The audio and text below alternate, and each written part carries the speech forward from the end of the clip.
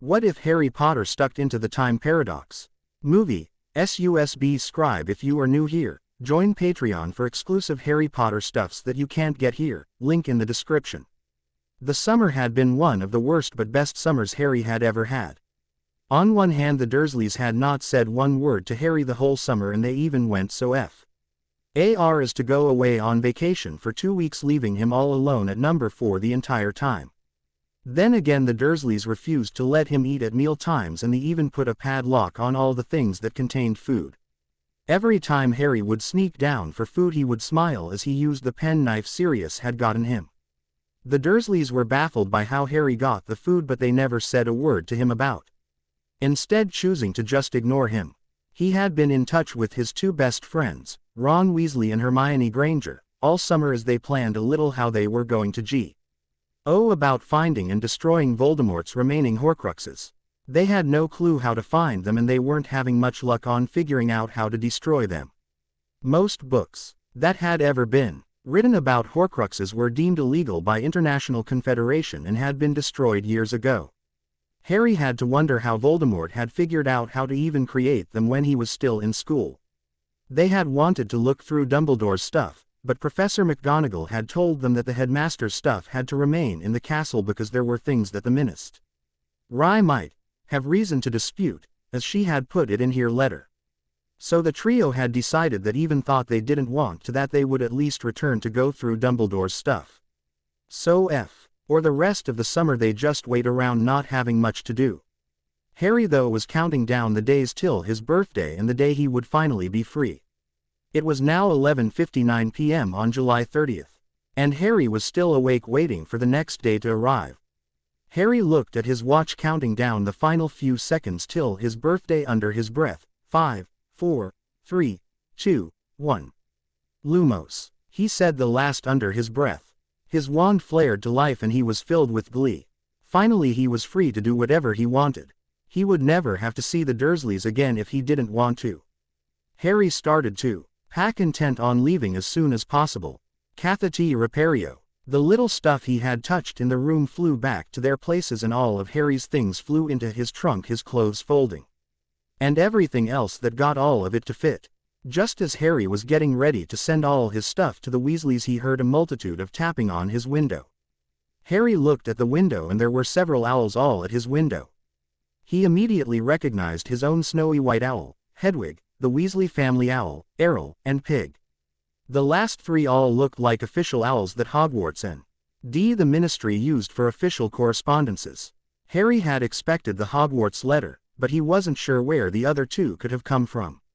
Harry untied all the letters and packages from he owls and let the three official-looking owls and Pig away, while he let Errol rest on his bed and Hedwig sit on his shoulder as he opened all his mail.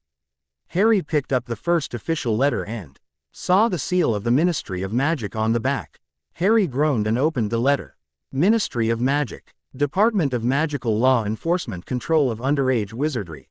Dear Mr. Potter, we are WRITING to inform you that you are now of legal age to practice magic outside of school freely.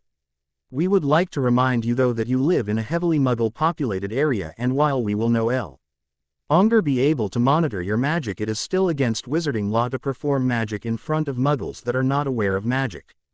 We also would like to inform you that enclosed with this letter is also a learner's permit for apparition. You are limited to performing apparition under the supervision of an adult that has their apparition license, but seeing as we are no longer able to monitor your use of magic, you are on the honor system. Furthermore, we would like to wish you a happy birthday. Sincerely, Mathilda Hopwork. Harry was delighted. It wasn't a letter of expulsion or anything. He folded the letter and put into his trunk. After that he turned to all the packages from his friends. He had received letters from everyone except for Ron and Hermione. They all said the same thing. They wished him a happy birthday and such. Harry thought it was strange that Ron and Hermione were sending him letters, seeing as he was going to be heading to Burrow, but he understood when he opened them. Harry had received a book from each. The one from Hermione was entitled Advanced Defense for the Extremely Skilled. From Ron he wasn't just surprised that he got him a book, but what the book was, a guide to the dark arts. Harry was stunned. Inside of the book from Ron there was a note. Harry, I didn't think it was wise to give this to you in front of everyone else. So I sent it ahead. I can't wait to see you later today. Talk to you later, mate. Ron. Harry chuckled and threw the books into his trunk. He then opened the other unknown letter from one of the official-looking owls. The letter was from Gringotts. Gringotts. Diagon Alley Branch. Dear Mr. Potter, we are writing to inform you that the contents of your current vault along with the contents of the Black and Dumbledore family vow LTS have been transferred to the Potter family vault per the final wishes of Albus Dumbledore and Sirius Black. We would also like to inform you that you are now able to access the Potter family vault. All you need to do is request to see your family vault and a goblin will escort you down to it. On a final note, enclosed is a letter that was requested be delivered to you if certain conditions were ever met in the will that your parents left behind. We at Gringotts would like to wish you a happy birthday and we look forward to your continued business. Goblin Griphook, Potter Account Manager. Ha! RRY stared at amazement at the small envelope that had come out with the letter from Gringotts. He started to open the letter while holding back the tears. He opened the letter but there wasn't much there. Dear Harry, we are sorry for this. But it has to be done. Love, James and Lily Potter. P.S. Activate. Harry didn't have time to be confused. He felt a tug behind navel like he did with a portkey. He felt his hair get pulled as he realized the handle from his trunk had gotten caught in his hair as he leaned against it reading his letters, and then he felt a horrible pressing sensation and he blacked out. Harry awoke to find himself in an almost familiar room and a redhead bent over him asking him if he was okay. At first he thought that it was Ginny Weasley, but as his vision cleared he saw a vaguely familiar emerald green eyes staring down at him. The girl, seeing that he was awake, asked, "Are you okay?" "I think so. How long have I been out?" Harry asked in a groggy voice. "Well, it has been about 3 hours since you and your trunk appeared in here and you have been out since you arrived." "How did you get here, by the way?" "From the way you arrived it looked like a portkey, but I don't really like the things myself, so I'm not sure," she asked. Harry looked around the room while she told him this and he started when he recognized the room and the view outside. He was still in number 4 Privet Drive, but the bedroom had changed. There was another trunk and the bed looked a little nicer, and all of Dudley's old things were gone. Harry sat there dumbfounded as the girl waited for her answer. "Well," she said, a little impatient. "From what I can tell I was here, except it looked different." "This is number 4 Privet Drive, is it not?" Harry asked. "Impossible. I have lived here for 2 years and I have never seen you here before," the girl said, irritated. Harry took out his wand and muttered, "Tempest." Smoke came out of his wand and formed. July 31st, 1977. 1:30 p.m. Harry looked dumbstruck. The year should have been 1997. "What's with that look? The date and time are fine," she said, confused by how he reacted. "Yes, it may be, but where I'm from it is 1997, not 1977. Harry said, slipping back into his thoughts. "That's impossible. The only way to time travel is a time turner and the max they could ever do was a few hours," she said, disbelievingly. "I know. Let me think this out real quick." The words weren't even out of his mouth when the girl whipped out her wand and pointed it at his heart. "Who are you? Are you a Death Eater or something?" she demanded in a hostile tone. "No, I'm not a Death Eater. Why would I be?" Harry told her, eyeing her wand wearily. "Then who are you and how did you get here?" she demanded. "My name is Harry Page." Harry stopped. "Just Harry for now, and you already guessed it. I got here by portkey. If you don't believe me, look at this," Harry said, digging out a copy of the Daily Prophet that he had kept. She looked at it and was dumbfounded. "Well, I'm not sure how you got here, but it appears you are telling the truth. I'm Lily Evans, by the way. You might want to be quiet though, my sister and her husband will be getting back any moment. And they won't be happy if they find you here," she told him, lowering her wand. Harry looked shocked again. This was his mother, a younger version but still his mother. "What?" Lily asked, seeing the shocked look on Harry's face. "Nothing," Harry replied quickly. "Do you have anywhere to go?" Lily asked. "No. Where would I go? I'm not even born yet and I wouldn't even have my vault yet." "Damn, what am I going to do?" Harry said. "You could always stay here. You seem to be a fully qualified wizard and I'm sure you could probably hide from my sister if you wanted." Lily offered. Harry was tempted. He would love a chance to catch up with his mother. He had never been able to meet her after all. After a little more thought on it, he answered, "Sure, I would love to." "Well, make yourself at home. I'm sure you can do that. By the way, have we met before? You remind me of someone I know of school, but your eyes are different." "I can't quite place them though, but they also look familiar." Lily asked curiously. Harry cursed under his breath. Remember just how much like his father people told him he looked. "No, I don't think we ever have. But I need to figure out how to get back. I'm needed where I'm from very badly. I can't stay," Harry said. "What you don't know, whenever you travel back in time, at least with a time turner, it is impossible to go back forward in time because you have changed time just by appearing there. You just have to wait it out," Lily told him in a tone that Harry never thought he would hear from anybody except Hermione. "Maybe Dumbledore would know how. He is around, isn't he?" Harry said, still desperate to get home. Of course Dumbledore is still around. It is the only reason Hogwarts is still around.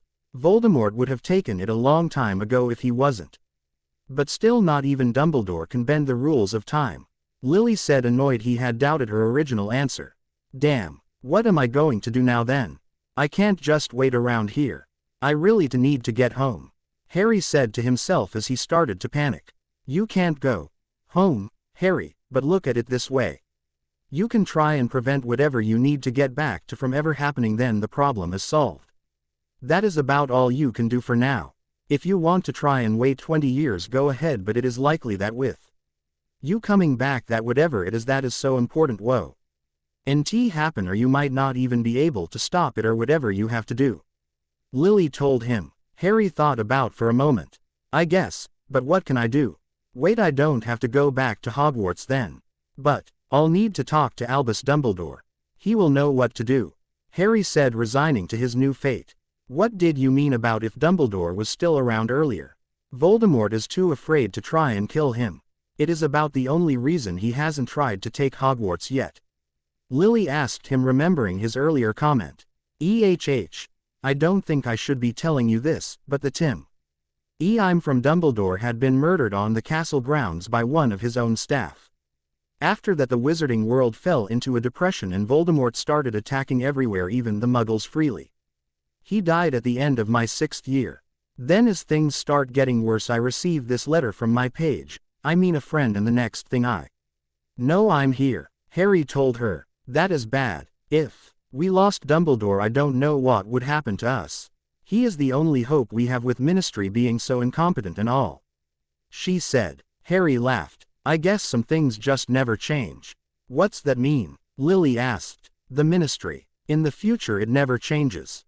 It is actually all their fault we were in the predicament we were in the first place. If they had only listened to me and Dumbledore, we would have been ready. But no, they said we were lying, and then all that crap happened. The stupid bastards will never learn, I swear," Harry said. Lily laughed. "So why don't you tell me about yourself?"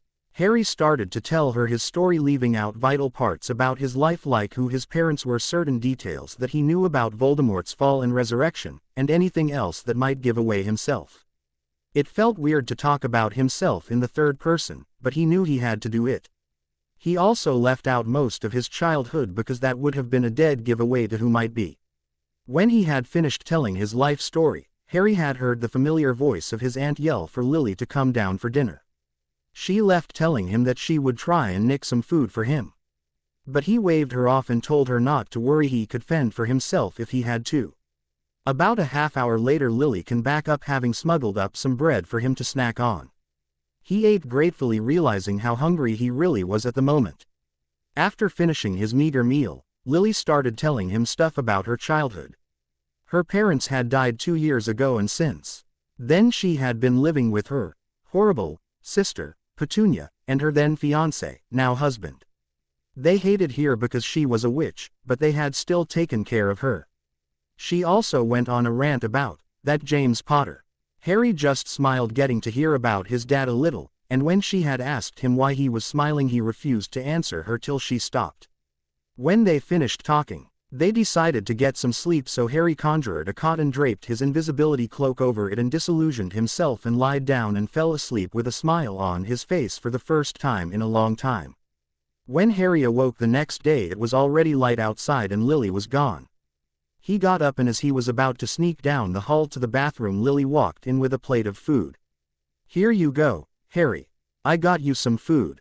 My sister went out to do some shopping and Vernon is at work, so it is safe for you walk around. Petunia should be back in a few hours. Why don't you eat, then you can go take a shower," she told him with a smile. Harry accepted and sat down on her bed and ate his meal quickly, hungry from the lack of food the last day. Lily just sat in a chair reading Wa.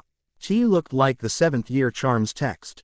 Harry finished and walked down the hall to the bathroom. He took a quick shower and he heard someone come up the steps. He figured it was just Lily and finished getting dressed. When he finished, he heard a piercing scream that could only be from Lily. He grabbed his wand and rushed for Lily's room. When he stepped into the doorway, he couldn't believe what he saw. There was a figure in a silk dark robe and a head of messy black hair. The figure had his back to him. He then saw his mother lying like a board on her bed. The figure was bending over her, starting to rip her top off. The world seemed to stand still and Harry had what he could only describe as an out-of-body experience. He watched his body in slow motion raise his wand. It then shouted, "Avada Kedavra." Quote, the figure whirled around just as the giant green bean hit him. Harry then felt himself plummet back into his body and he fell down crying. His only thought, "What have I done?" He tched his body in slow motion raise his wand. It then shouted, "Avada Kedavra." Quote, the figure whirled around just as the giant green bean hit him. Harry then felt himself plummet back into his body and he fell down crying. His only thought, "What have I done?" Harry just continued to sob as Lily felt the body bind released because its caster had died. She looked over and saw Harry sobbing and then looked Ed down and spit on the person that had been trying to rape. She got out of the bed and kicked the body, served the bastard right. She went over to Harry concerned and asked, "Are you okay?" "Okay. I just killed someone with an unforgivable no less," Harry said, a little hysterical. "It's okay, you were defending me, surely the ministry will understand," Lily said, trying to comfort the distraught Harry. "No, I used an unforgivable. They will put me Azkaban for life," Harry said, not taking comfort. "Why do you keep calling the killing curse an unforgivable? I've never heard of it like that before," she said, confused to his words. "Oh, I forgot the ministry doesn't pass that law for another year or two. Basically there are 3 unforgivable curses. They are the killing curse, Imperius curse, and the Crucidas curse. The use of any of them on another human merits a life sentence in Azkaban. But I still killed someone. That will still get me in Azkaban," Harry said, now depressed. "Potter deserved it. The damn bastard was trying to rape. I hope he rots in hell," Lily said in disgust. "Did you say Potter?" Harry said in a frightened tone. "Yeah, so. I think he had lost it. He kept going on about something making me his own or something like that. He really hasn't been right since his parents died last year," she said with any remorse. Harry just ignored her and crawled over to James Potter's body, turning it over and looking at its face. This can't be. Why would he have done this? He was supposed to turn around this year. "What have I done?" Harry said all this under breath so Lily couldn't hear him. Then something dawned on Harry. It couldn't be, could it? Harry said this loud enough for Lily to hear as he dove over to his trunk and dug through his stuff to the bottom. Sure enough, there was the little leather photo album Hagrid had given him his first year. He opened it and looked at the very first picture. For the second time that day it seemed like time slowed down all around Harry. He looked at the picture of his parents in his photo album. When he looked closer at the figure of his father, the eyes flickered from the deep brown of James Potter to the blush-ing emerald of his own, and the figure lifted up its hair and showed the faint trace of Harry's famous lightning bolt-shaped scare. Harry snapped it shut as he noticed Lily sliding over to look at the album he had pulled out. He then shoved it back into his trunk and started throwing stuff back into it.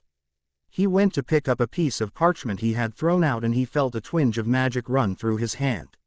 He looked down and saw the note that had started this whole thing in the first place. He looked at and the old message faded and the parchment elongated and a new message appeared. Dear Harry, we are sorry that we had to do this to you.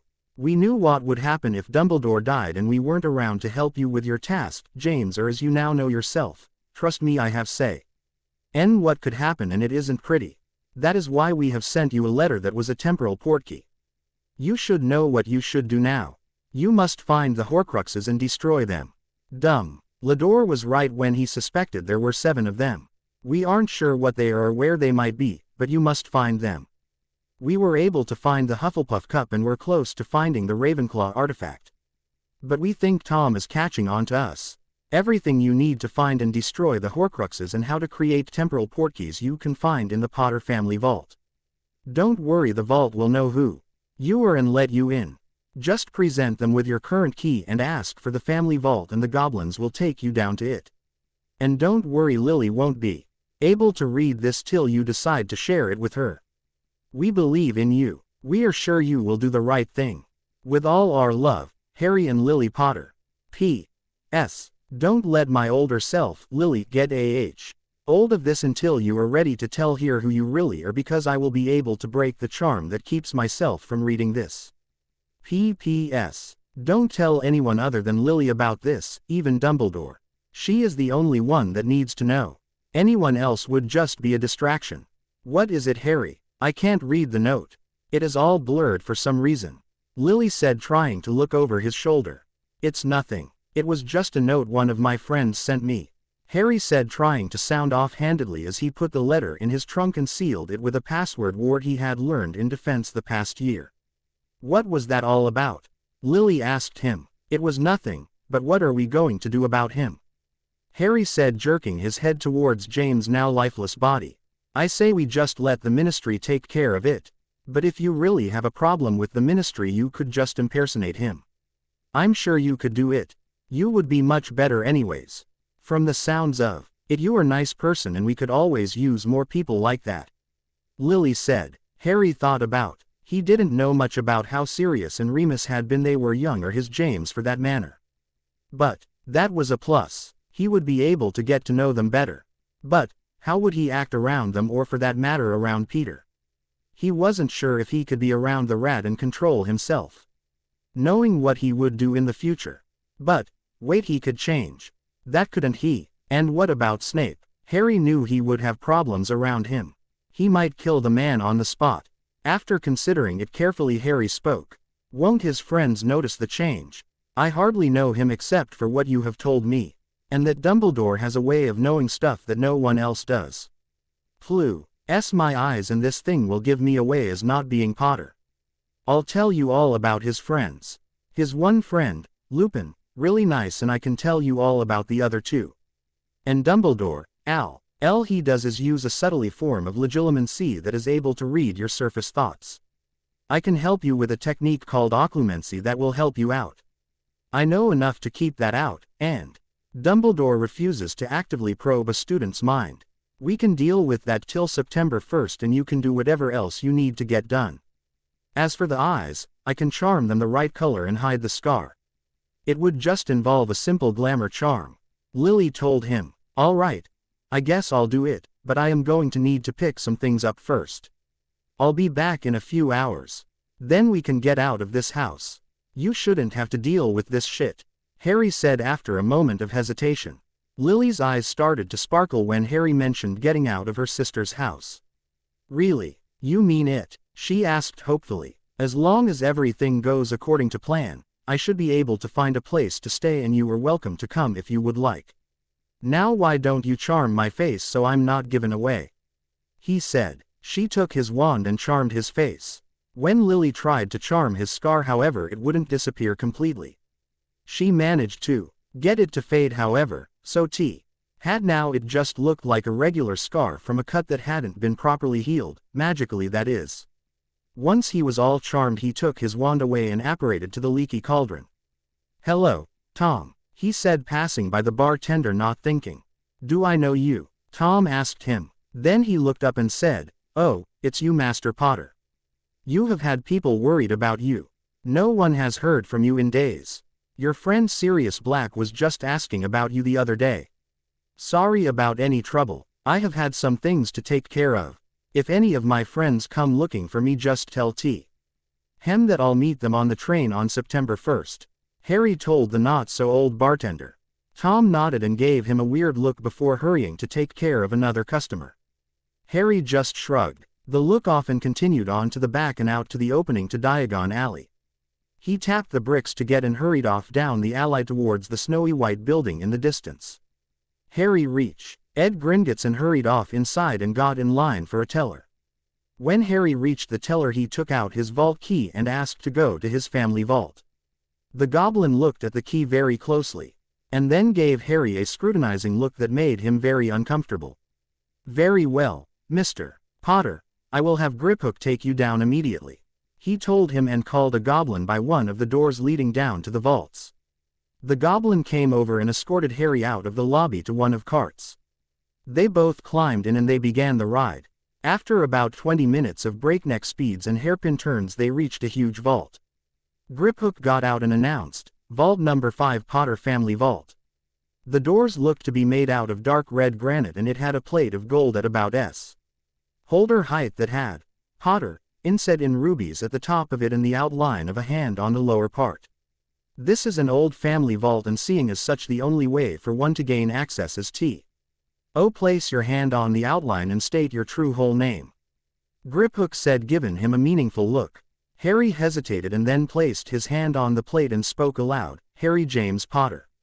A straight cut appeared to the left of the plate that spanned from floor to ceiling.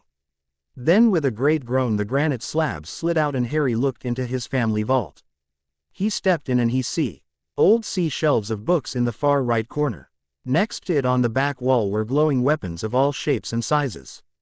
In the back left corner there piles up to the ceiling of galleons, and then the section in front of that was the same with sickles, and then the section in the left corner closest to him were nuts.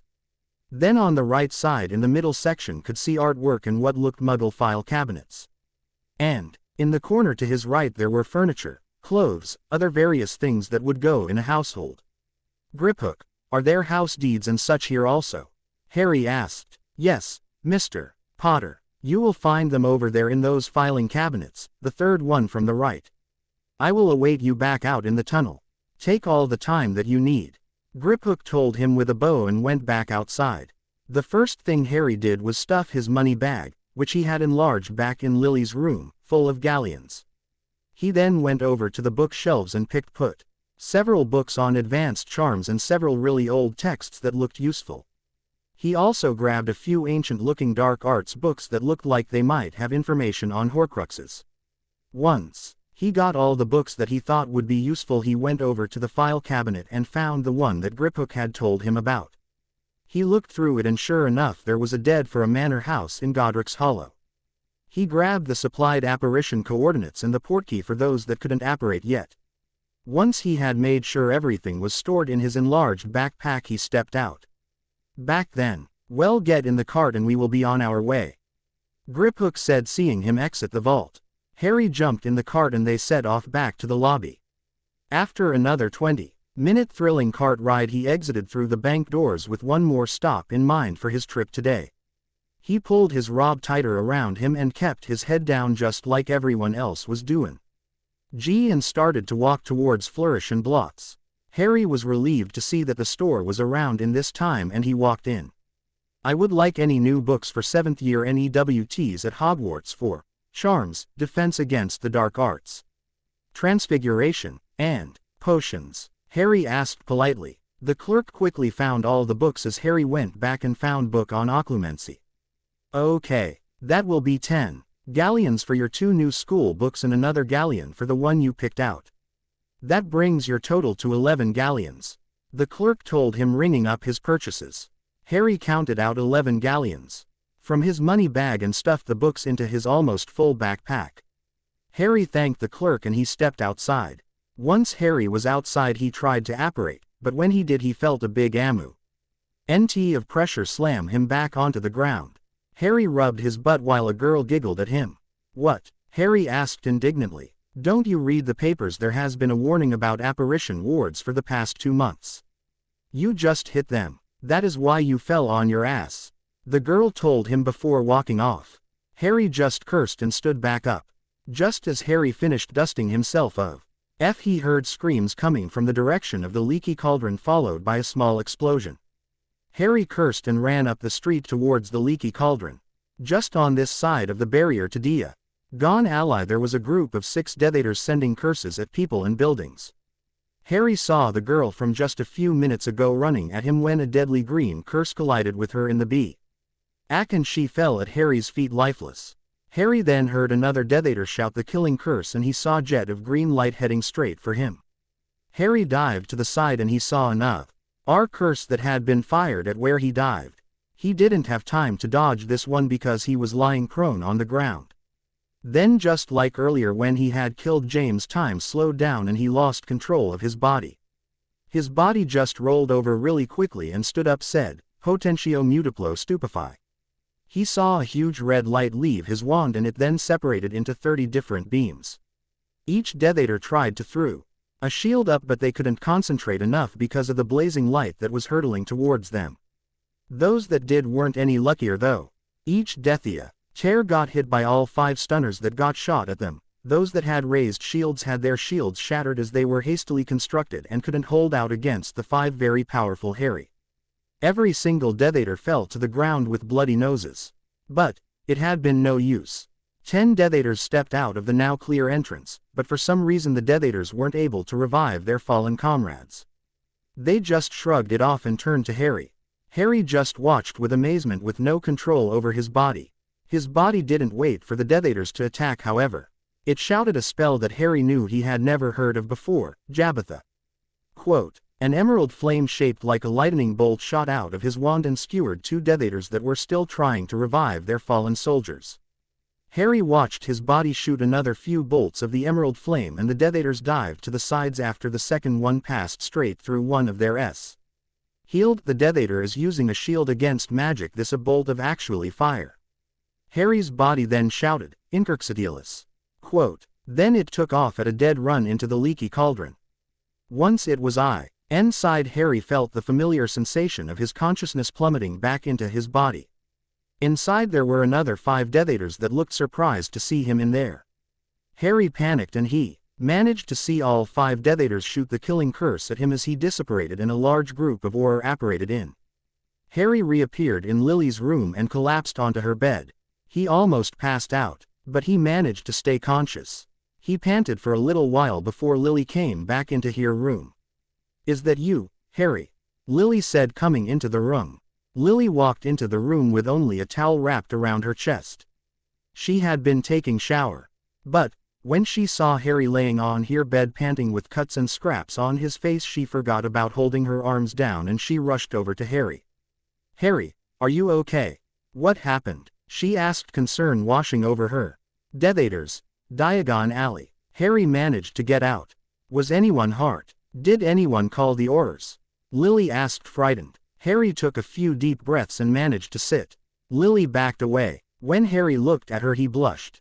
What? She asked, seeing his blush, but then she looked down and saw that her toe had slid down a bit and was coming close to revealing her chest to Harry. Oh, I'll be right back. She grabbed some clothes and rushed back to the bathroom.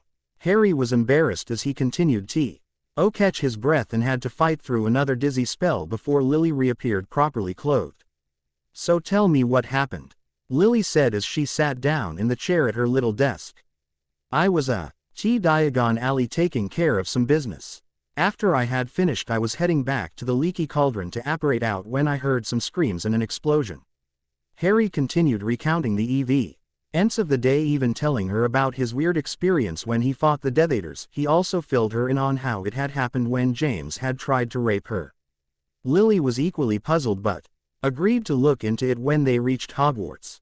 Harry had suggested they leave now, but Lily demanded that he rest and forced him to do so. Harry fell asleep instantly because he was no longer trying to fight the exhaustion. Harry awoke the next day at 9 o'clock. Lily had been up since 8 and had packed up all her stuff. Once Harry was up he put his bags from the past day into his trunk and made sure he had everything that he had used the past 2 days. Once he was done Lily asked, are you ready to go now? I wrote a note that explained a little about where I had gone for my sister.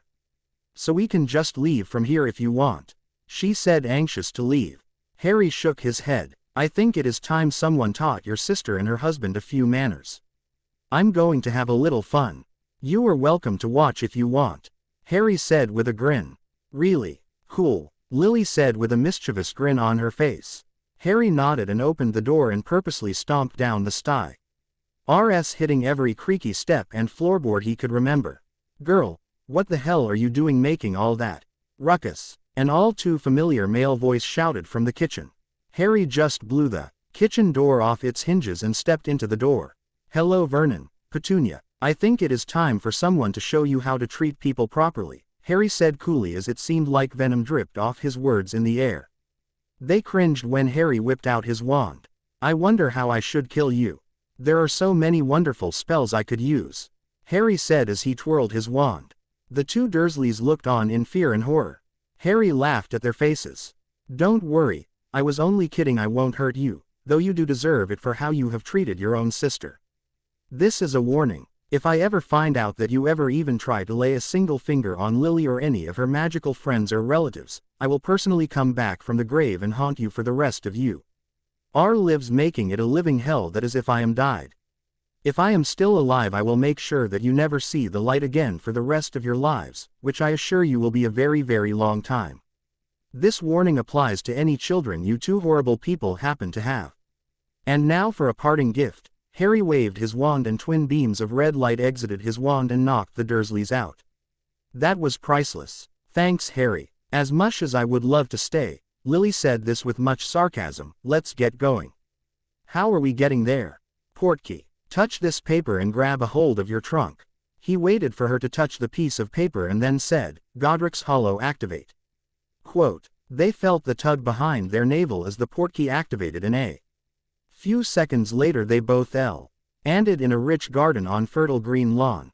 Portkey. Touch this paper and grab a hold of your trunk. He waited for her to touch the piece of paper and then said, Godric's Hollow activate. They felt the tug behind their navel as the portkey activated in a few seconds later they both landed in a rich garden on fertile green lawn. They both looked up from the garden and saw a decent-sized two-story house. Harry thought it looked more like a summer cottage than a manor house, but he just shrugged it off. But, still Harry had to admit that it certainly did look regal. So shall we go inside? Harry asked Lily, who was looking at the house with awe. It's beautiful, Harry. Where did you manage to find it? Lily asked him. It is an old family house. I had remembered earlier that it had been abandoned during this time. So I thought I mean we could use it for the rest of summer, and then we won't need to use it once we are back Hogwarts. So let's go in now, Harry said, pushing Lily gently in the small of her back towards the house. Harry and Lily walked towards the house. They reached the door and Harry went to open the door when he felt a small tingle of magic go through his arm and then into the rest of his body. Harry smiled a bit. The deed had said something about blood wards. Harry opened the door and stepped over the threshold. Lily went to follow, but she hit an invisible wall. OWW, what was that? There are blood wards on the house. The only ones that can pass must be in the bloodline of the family or have been explicitly invited by one that is. Harry told her. Well, would you invite me in already? I don't want to be out here all summer. Lily said, a little impatient. I will, but all you need to do is just say please. Harry teased. Lily growled. Harry held his hands up and said, fine, I give up. I, Harry, officially invite you into my family's manor house at Godric's Hollow. A faint glow came off Harry and encased Lily and then faded. Lily stepped out the door this time without a problem. So should we explore? I've never been here myself, Harry asked. Lily nodded. First they explored the first floor. The whole house was decorated in Gryffindor colors. The first floor had a dining room that was connected to a magnificent kitchen. There was also a sitting room with a fireplace and many chairs and a few coffee tables. The next they found was just a loo. After that they walked into a huge den that had 2 desks and a few comfortable chairs. The chairs were arranged around a fireplace that was tall enough for people to use, comfortable for flowing to places. And the last bit, one that particularly excited Lily, they noticed about the den was the small library they found in a corner of the room. Once they were done exploring the first floor, they moved up the stairs to the second floor. The first two rooms they looked into were just a bathroom and a normal, if not large, bedroom. The next room they thought was the master suite. It had its own attached bathroom and it was the only room so far that wasn't done completely in Gryffindor colors. Instead it stuck to a blue color scheme, with navy blue being the dominant color. All thoughts of that being the master suite were lost when they walked into the next room. There was a huge king-sized sleigh bed that was made from cherry. The sheets were made of fine silk and everything just looked so ornate and rich. There were 3 doors in the room. The first door led to an equally magnificent bathroom that was made of red marble with gold fixtures. There was a large tub with magical jets set all over the basin. It would best even the best of Muggle hot tubs. There was also a shower that was large enough for at least 2 people. There was a toilet that looked more like a throne than a toilet. The vanity also had 2 sinks with a mirror that stretched out in front of both of them. After admiring the bathroom, they went through the next door and found a study with H2 matching desks and its own private library that looked to house some rarer, more ancient texts than the one downstairs. Curious to what could be in third door, they went in there. The third door actually led to another smaller bedroom that was outfitted to take care of a baby. Harry had the fleeting thought that this had probably been his room when he was a baby. This room also connected to the main hall. When they came out of the hall, Harry remembered something he had forgotten and exclaimed, "Shit." He then tried to apparate and got slammed back down, and he realized there were apparition wards on the house. Harry just cursed, jumped up, and ran down the stairs. Lily tried to follow him, but the moment he was down the stairs he zipped through the front door and disappeared with a pop. Harry all of a sudden remembered they had never gotten rid of James' body. When he did, he rushed out of the house and apparated into Lily's old room. Sure enough, the body was still there. Right as he popped in, the bedroom door opened up, and Harry saw Petunia in the doorway. "You're still here, are you?" she said with her nose sticking up. She paused, however, as she looked around the room. Lily had taken most of her stuff and the bed and curtains were about the only thing left. She was pleased that her freak of a sister had cleared her stuff out of her house, but then she spotted the body. Petunia let out a screech. Harry followed where her eyes were looking and cursed. She had spotted James's body. Harry quickly stunned her before she could get away and brought her into the room. He started to panic. He had no clue how to obliterate someone. What was he going to do? Not knowing what to do, he popped back over to Godric's Hollow. He rushed into the house and shouted out, "Lily! Lily, rush!" Out of the den when she heard her name called, thinking that Harry was in trouble. "What is it? Is everything okay?" she asked, worried. "I'm fine. Do you know how to obliterate someone?" Harry asked, a little frantic. "I can do basic stuff. But I can't get erase more than 5 minutes on any single person." "Why do you need to obliterate someone though? And what was with the rush earlier?" Lily asked P, lacing her hands on hips, more than a little irritated. "We forgot about James's body. We just left it in your room." A look of horror passed over Lily's face. "When I went back to get rid of it, your aunt walked in and spotted the body. I stunned her before she could get away and locked your door, so I need someone to obliterate her or we are going to be in trouble. She was only there for about a minute," Harry told her. "Fine. How are we going to get there?" Lily asked. "I'll take you along inside a long apparition," Harry told her, as if it was obvious. Lily opened her eyes in shock. "You can do that? Have you performed it before?" "Once, and it really didn't seem that hard. You just need to concentrate really hard to make sure both people make it," Harry told her. Lily looked at him skeptically. "Are you sure?" She was clearly worried. Harry nodded his head. "Come on, let's get this over with." Harry gestured for her to move outside.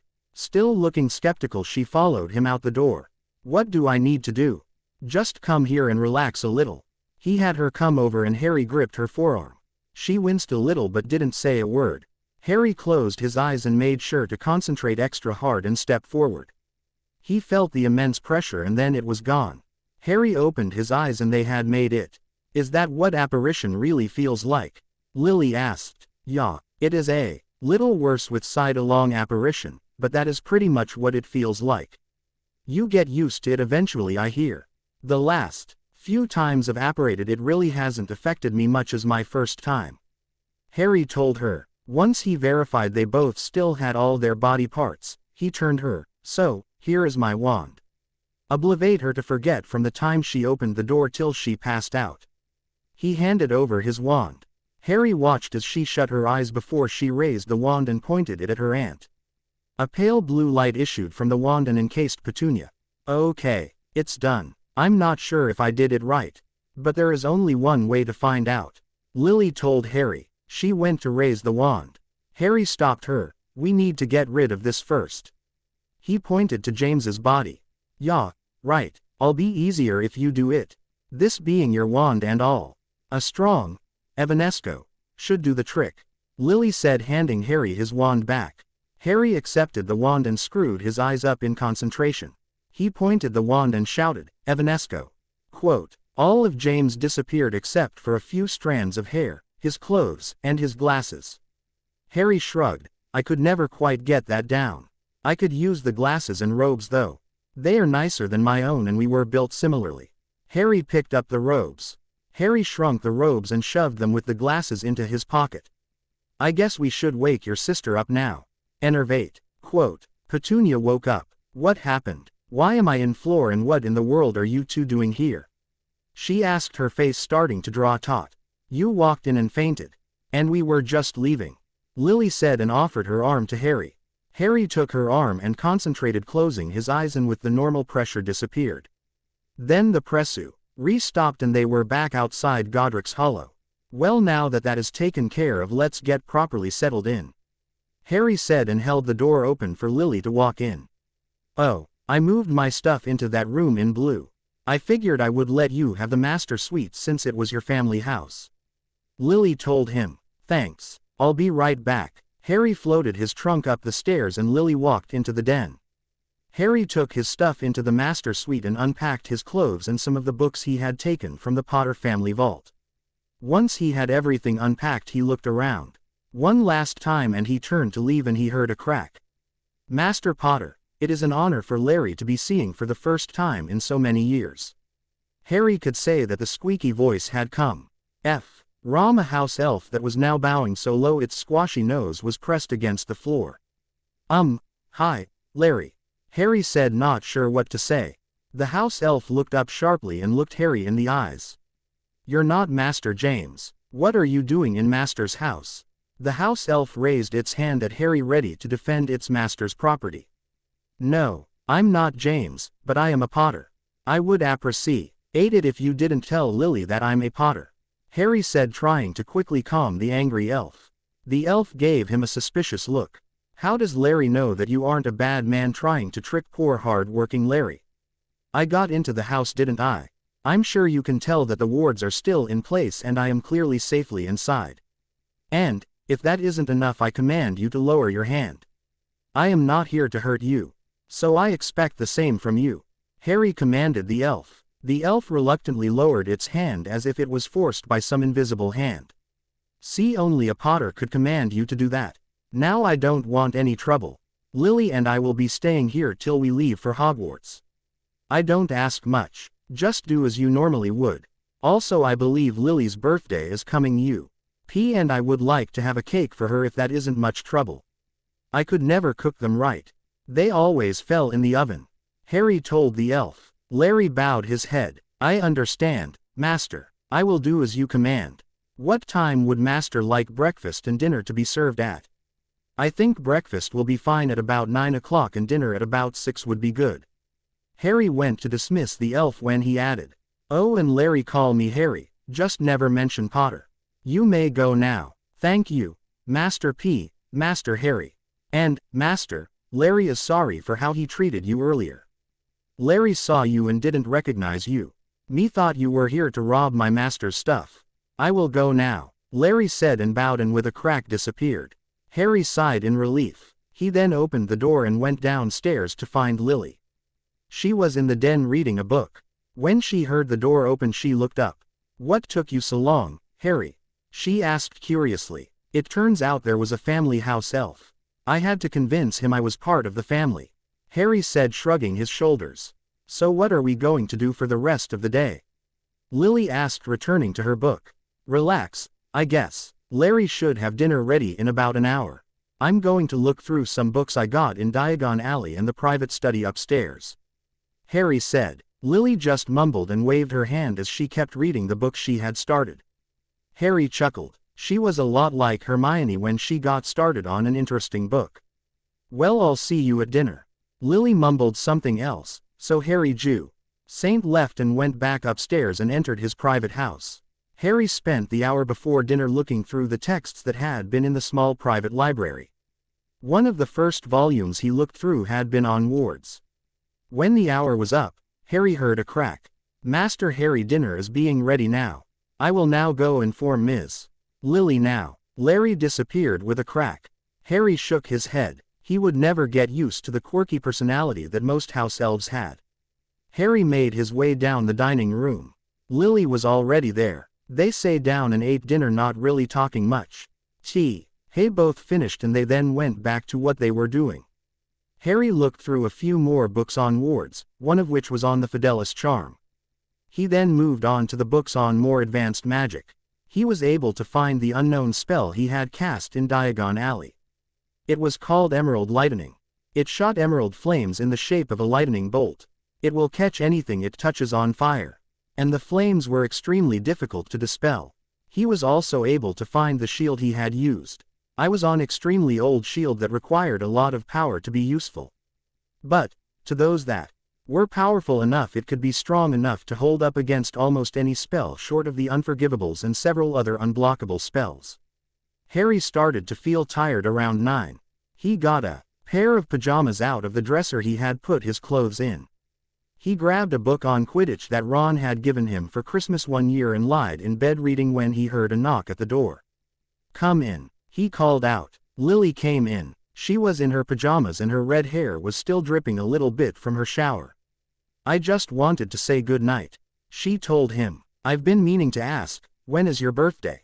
Harry asked her. It's 3 days on the 4th. Why do you want to know? She asked, raising an eyebrow. It just seems to be a hassle to have you always using my wand and plus it will be easier to get around if you can learn to apparate. Sighed along. Apparition tends to take a bit out of you, Harry said with a smile. Lily shook her head and obviously didn't entirely believe his excuse. Well, good night. Good night, and Larry is serving breakfast at 9. Harry said, waving her off. Lily backed out the door and shut it. That night when Harry fell asleep there wasn't a smile on his face. Instead it slowly worsened, first to a scowl of anger and then into a deep frown. In Harry's head he had started out seeing what he thought Voldemort might be doing in the future with both him and Dumbledore gone. It had pissed him off, but he realized there was nothing he could do for them but try and change the future for the better since he was trapped in the past. Then Harry started reliving all his worst memories, like he had his own personal army of Dementors surrounding him, but not giving him the mercy of nothingness by sucking out his soul. Outside of Harry's head he eventually started to sob. And as the memories got worse so did his sobs. Eventually it turned into one of his nightmares of old and he was thrashing and yelling in his bed. The entire time he didn't wake. It got so loud that Lily had even awoken. She rushed from her room and into Harry's. She tried calling out his name, but it didn't wake him. And there was no point in shaking him, he was already thrashing violently. Running out of ideas on what to do, she spotted his wand on the table. She picked up off the table and pointed it at him, Aquamenti. Quote, a spurt of water shot out of the wand and hit Harry, but Harry didn't wake. He kept thrashing as his screams got even louder. Lily had thought that would work. Not sure what else to do, she raised the wand again and shouted over his screams, Enervate. Quote, a blinding light issued from the wand and hit Harry. Phoenix song filled the room and Harry shot up awake with tears stopping, but they were still there ready to be shed on moment's notice. Are you okay? Lily asked in a little voice. Harry was sitting up in bed with his chest bare. Yeah, just nightmares, Harry said, looking away, wiping his eyes clear. Do you want to talk about them? It helps sometimes to share your troubles with others, Lily said, looking back, Harry fighting her embarrassment because of his bare chest. Harry looked up and momentarily stared into the depths of her eyes. It only lasted for a second. But to Harry it seemed like an eternity. He looked away and said, "No. I'm fine. I was just seeing some things that I never wanted to see again. I'll be fine. I don't want to trouble with my silly problems. They obviously aren't so silly. Trust me, you shouldn't hold all it in. I made the same mistake. When my parents died, she stopped for a second fighting her tears. She started back again after a stifled sob. When they died, I had horrible nightmares. All I had was Petunia left and she hated me. I thought there was nothing left. The nightmares got worse. That was the toughest summer I have ever had to go through. I almost didn't return to Hogwarts, but it was the only thing I had left besides Petunia." Harry was looking at her with a saddened expression. When they had talked earlier about herself, she had avoided the subject of the summer when her parents had died. Harry could even tell at that time that it had been a hard time. But, own what he could tell, something had changed early on in that school year. Lily didn't notice Harry staring at her and she continued her story. "When I returned to Hogwarts, I continued having nightmares. They never got any better. I didn't have any friends, not true friends at least. I was the nerd that and James Potter always drove away any guy that ever tried to befriend me. I withdrew from the school almost completely. McGonagall even tried to talk to me, but I ignored her. I started to become trapped in my own head. All I had was the nightmares. I missed so many classes that one day McGonagall came to the common room and told her. I didn't pay attention to anything we were passing. Eventually she pushed me onto a staircase that moved spiraling up. We came to a door and she pushed me through and then went back down the stairs. She stopped again to draw a shuddering breath. Harry knew she was in Dumbledore's office. He wasn't sure what was happening, but he just stayed quiet. He had only ever lost Sirius and even then they hadn't been as close as Lily had been to her parents. Harry couldn't even imagine how she had felt. Lily continued, "Professor Dumbledore was in the office. He asked me to sit down in a chair in front of his fire. He came over and sat in the other chair, and we both stared into the fire. After a few minutes of silence he started, Ms. Evans, I know this is a hard time for you. You have lost your parents, and from what I can tell your sister isn't the most pleasant person in the world. I hate to see such a wonderful student as yourself just throw your life away like this." Dumbledore let me think about that for a second. I'm not sure why I did it. There is just something about Dumbledore that makes it natural to trust him, but I told him about my nightmares that I was having. He just sat there and listened to me about all my nightmares.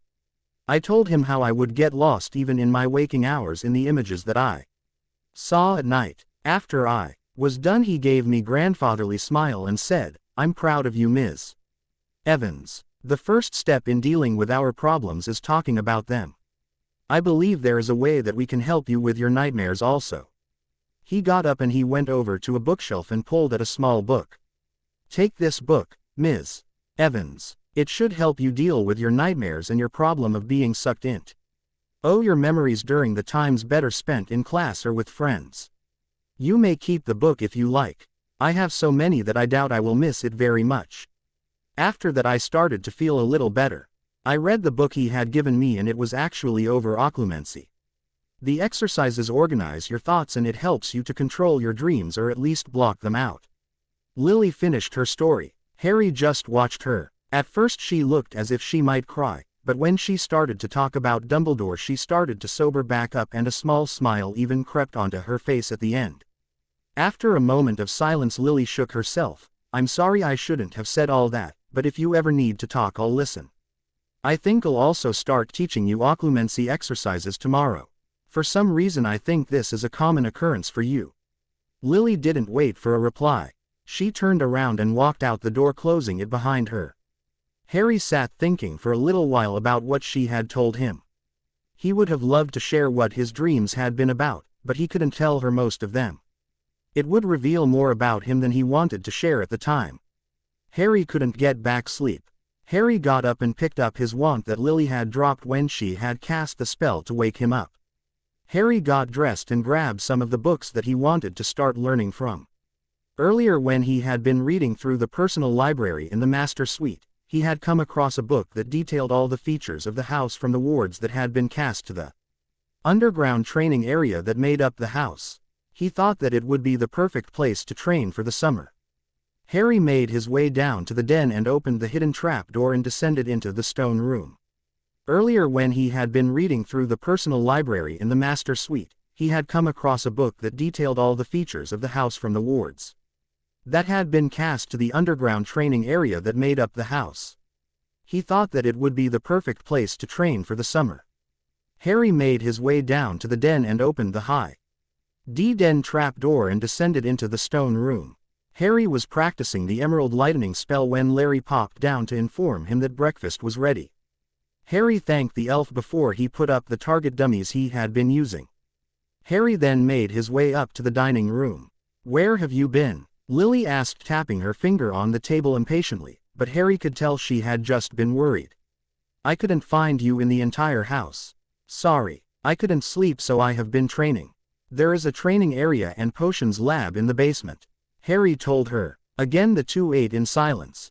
Though Harry had a reason, because he was busy stuffing his face. Harry hadn't been able to eat much this summer. He had thought that if he took too much the Dursleys wouldn't have been so understanding. "So, when will we start occlumency training?" Harry asked, breaking the silence that had befallen the room. "Anytime you are ready. I don't really have much to do. I finished all my homework the first week back, so I'm just doing whatever till the 4th, when I can go get my apparition license. Then I'm just waiting till school starts. I really don't know much else what to do," Lily said. "Well, let me go take a shower and then we can begin occlumency. If it will help the nightmares, I'll do anything. I've been having them since the end of my first year, and they make it hard to sleep sometimes." Harry didn't wait for a response and left the dining room. When Harry finished his shower, he had a thought. "Larry." The little house elf appeared and bowed to him. "How can Larry help, Master Harry?" "I was wondering if you could check all the houses if any post has arrived for James. He asked me to forward everything to him. Check all the houses if you would, and if you would every day I'll make sure to get it all to him like he wanted me to. Just leave it on my bed," Harry told the elf. "Larry will, Master Harry." The house elf bowed low again and with a crack disappeared. Harry finished getting ready and then walked downstairs. He found Lily in the den reading again. Harry chuckled. "What?" Lily asked, looking up from the book. "It's just that every time I find you are reading a book. It reminds me of one of my old friends. She tends to read a lot too," Harry said as his eyes glazed over and he remembered his old friends. "Well, I see that we really should start those exercises," Lily said, giggling. Harry broke out of his daze and gave her a mock glare. "Then let's get started already." Lily was a much better teacher than Snape had been. She explained to him how to meditate, which is harder to explain than to do. It took Harry the majority of the morning to finally succeed. Stray thoughts would always pop into his head right as he thought he had succeeded, which in itself was a stray thought. Lily then explained that once your mind was completely blank, that you had to visualize some sort of representation of your mind. Once that was done, he had to build a wall around his memories to block just passive, non-aggressive legilimency. That was sufficient, but if someone decided to forcibly probe your mind, the wall would crumble. That had been all Lily had done, since that was all she needed to do for the exercises to control her dreams. From there, all he had to do was sort all the things he didn't want to be in a dream into another intersection that had also been walled off. Once there, Harry would have to consciously access them or they wouldn't be able to affect him in any way. That, and the meditation tended to block dreams altogether. Lily did go along to describe how to block out aggressive attempts but didn't go further than describing the theory. Harry vowed that he would start that night on building the stronger wall and organizing his thoughts. Harry did this more to block Voldemort than to block Dumbledore. Because, if it came down to how Harry wanted things to happen, Harry would need any advantage he could possibly have once he had to face Voldemort. Once they had finished, it was time for lunch. This time while they ate, they talked. Lily told Harry about Remus, who she thought was actually a nice guy despite the people he hung out with, Sirius, who was as bad as Potter, and then Peter, who seemed like he was just a tag along. They also talked about the teachers. Harry heard a few more stories about Slughorn. Harry was glad to hear that Lily didn't like much being part of his slug club. He also heard about Professor Kettleburn, the Care of Magical Creatures professor, and Professor Hennessy, the Defense Against the Dark Arts professor. As they were finishing up with the food when an eagle owl flew in the open window and landed on Lily's now empty plate. It stuck its leg out and waited for Lily to take the bulging envelope. Lily reached over and detached the letter. The owl let out an indignant hoot and took off through the window. "Who's from?" Harry asked. Lily turned it over and looked at the seal. "It's from Hogwarts." "But I've already gotten my school letter. I wonder what it is," she said as she opened it. She unfolded the letter and a small badge fell out. She read the first few lines of the letter and squealed. "They made me head girl." She said it over and over again. She flung the letter on the table, not even bothering to read the rest, and picked up the shiny badge. Harry grabbed the letter and read it through. When he got to the end he groaned. Lily stopped her celebrating and looked at him. "What's wrong, Harry? This is a good thing. Just read the letter the rest of the way through," Harry told her mysteriously. Lily curiously picked up the letter and started to read. She got to the end and squealed again. "This is so cool. You're the head boy. This is going to be so cool," she said, going back to her celebrations. Harry groaned and shook his head. While Lily was still celebrating, Harry called Larry. "Yes, Master Harry, what can I be's doing for you now?" The elf said with the customary bow. "Could you bring any letters from Hogwarts that James received down from my room, please?" Harry asked quietly. The elf disappeared and then reappeared with a crack each time. He handed the letters to Harry and disappeared, presumably going back to whatever he had been doing before. Lily heard the final crack and looked up. "What did Larry want?" "I asked him to collect all of James's letters. Since there are no more living Potters, their properties are freely accessible to anyone, so I thought it would be wise to get James's letters." Harry hated lying to her, even if it was only a small lie. But it had to be done. Harry opened the first Hogwarts envelope. It was just the standard letter, though Harry was relieved to learn that James was taking all the subjects he himself would have been taking. The second letter turned out to be the letter informing him that James had been made head boy. Harry really didn't know what he would have to do being head boy. He hadn't even been a prefect. But when he tried to point this out, though, she pointed out that James hadn't been a prefect either. "Well, I guess I'll just have to figure it out then. But now it's time for me to get back to my training," Harry told her as he stood up. "Wait, can I watch you? Even though I love reading, it can get awfully boring." Lily put on the best puppy dog eyes she could sta. Read at him, her lips trembling like she would cry if he said no. Harry laughed. "You don't have to beg. I would have said yes even without that." Lily giggled. "I know, but I just couldn't resist." Harry led her to the trap door and opened it. He gestured for her to go down first, and she did. When they were both down there, Harry waved his wand, conjuring a chair for her. "You stay there. I'll be firing curses that way. Some of them are rather nasty, so I wouldn't go anywhere near my line of fire, just in case." Lily gave him an inquiring look but sat down in the comfortable chair and started reading the book she had brought done. Harry had finished up the Emerald Lightning spell when he had been called up for breakfast, so he next started on the shield charm he had used at Diagon Alley W. Hen he had run through the crowd of Death Eaters. The charm had no name. The incantation was Incurxadilis. The book he had found it in didn't say much about it though. It just said the effects could vary from caster to caster. But with the right person casting it, it could be one of the safest shielding charms. It did note that you should know this spell was at least as strong as a normal proteg. Shield as long as it only gave of a brief white light or none at all. The shield was meant to be used as a surprise. The first few times he tried to use it, it gave off a brief blue flashes and then faded.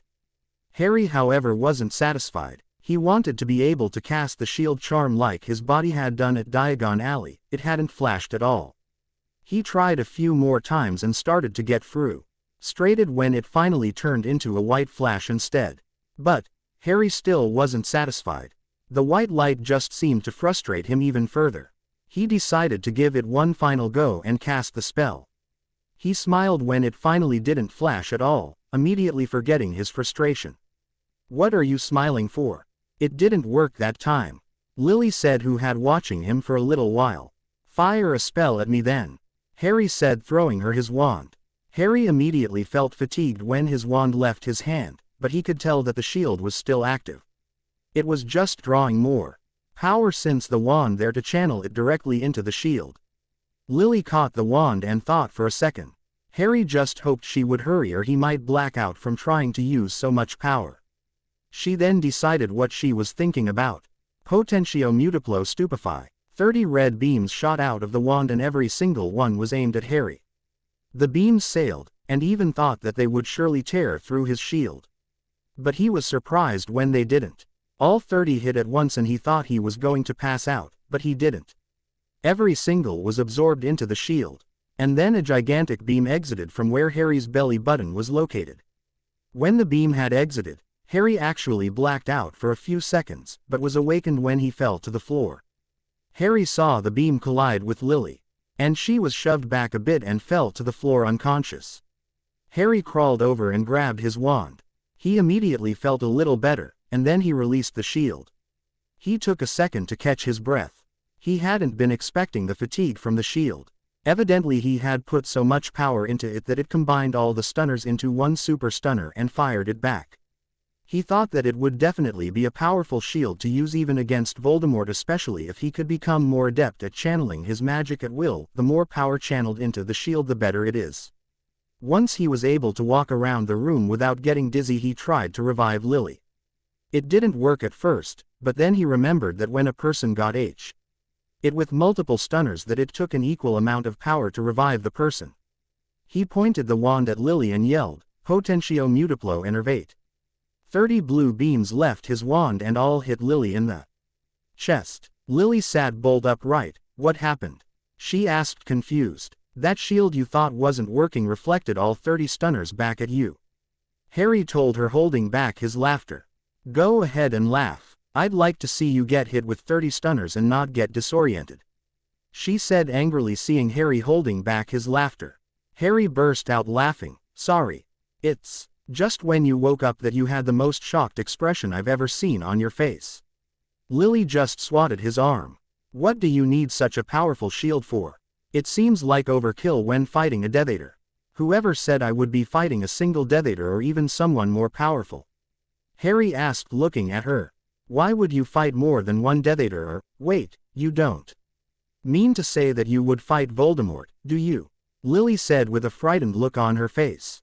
That is exactly what I mean, Harry told her. But, why? Leave him to Dumbledore. He can take him out, I'm sure.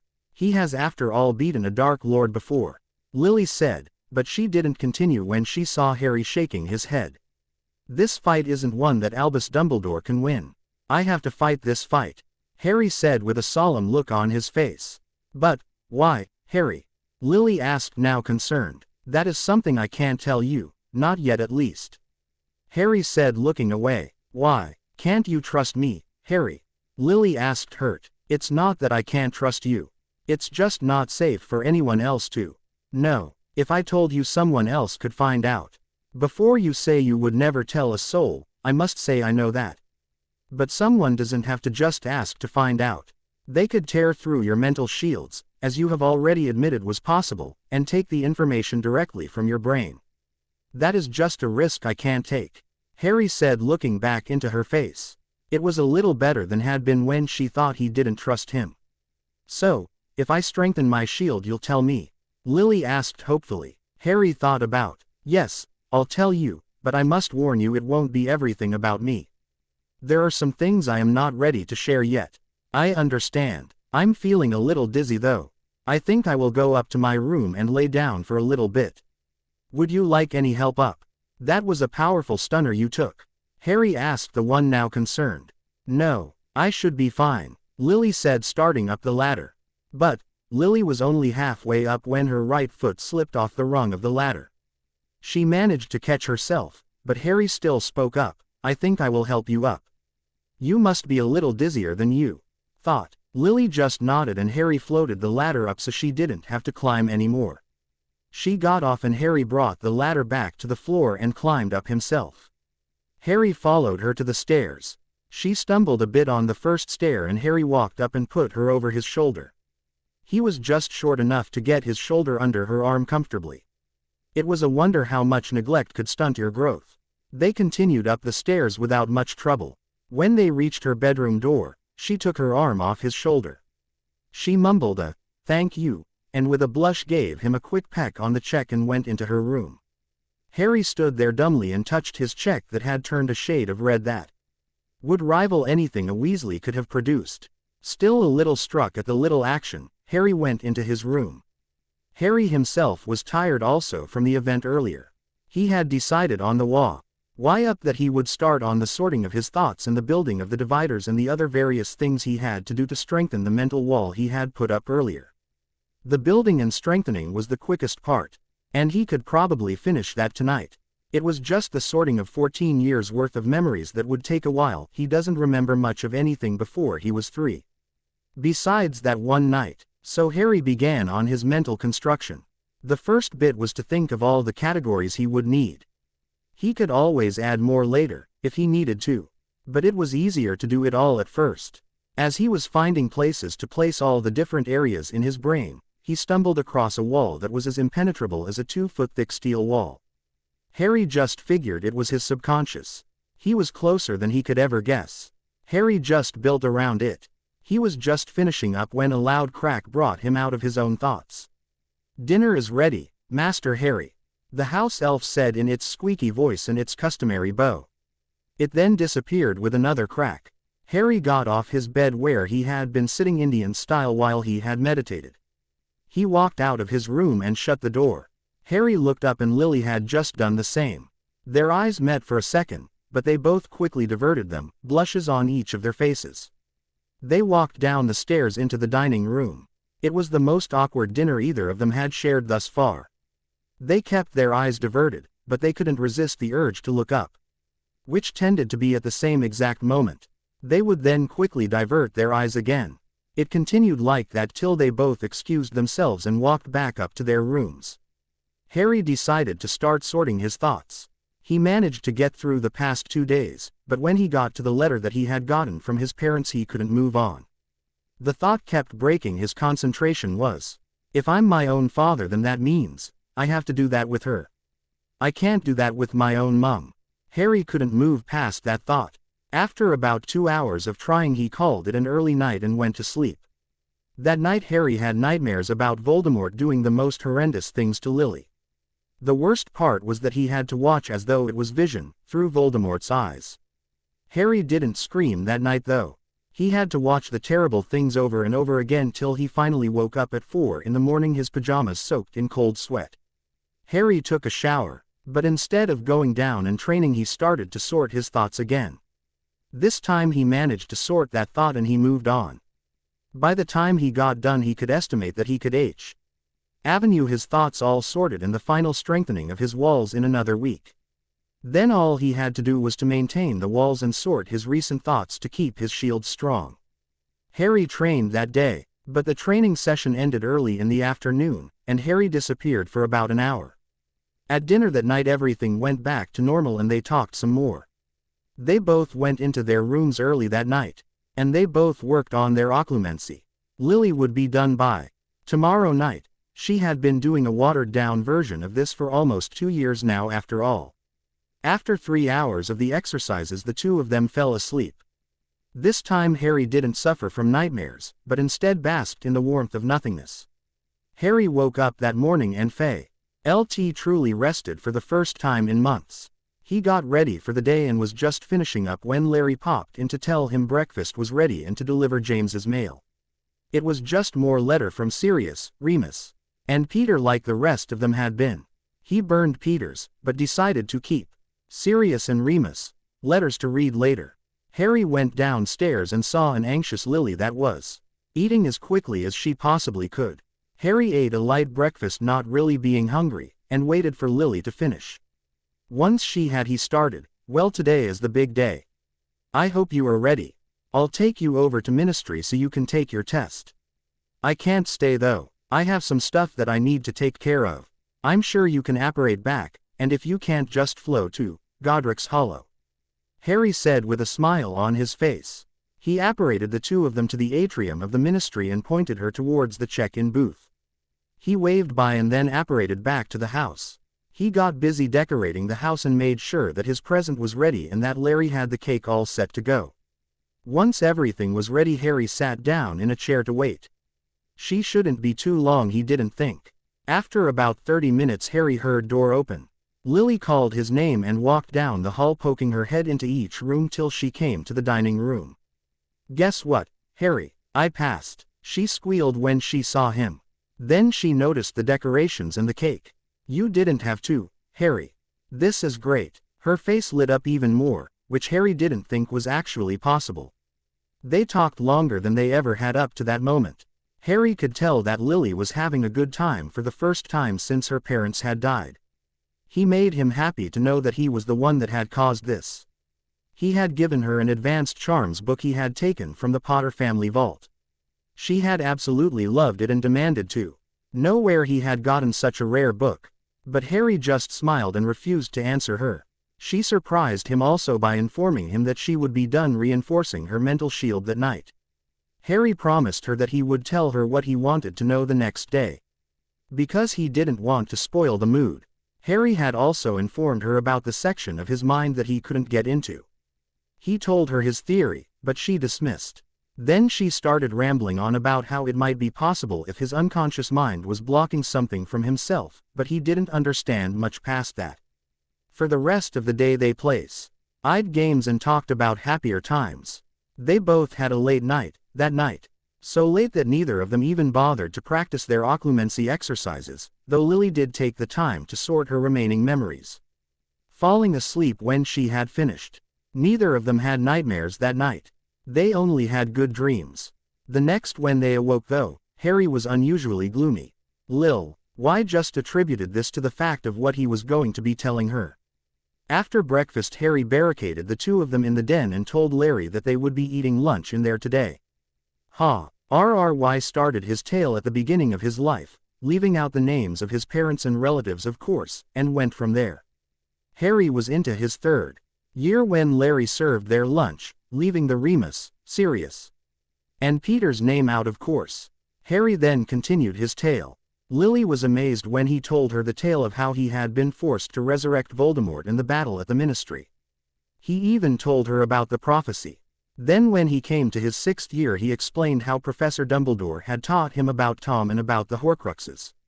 She had been horrified by the fact that Voldemort had created such a horrible artifact, let alone 6 soul in 7 parts, though at the moment it was only at 4, maybe 5. Lily had been even more horrified when she had found out that Snape was the one that had murdered Professor Dumbledore. She went as far as to give him permission to kill Snivellus on the spot, if he liked. She had been really pissed at the man, and though she had defended him all those years from James. When Harry finished, he thought she might cry, but instead she looked up with a defiant look. "I'm going to help you."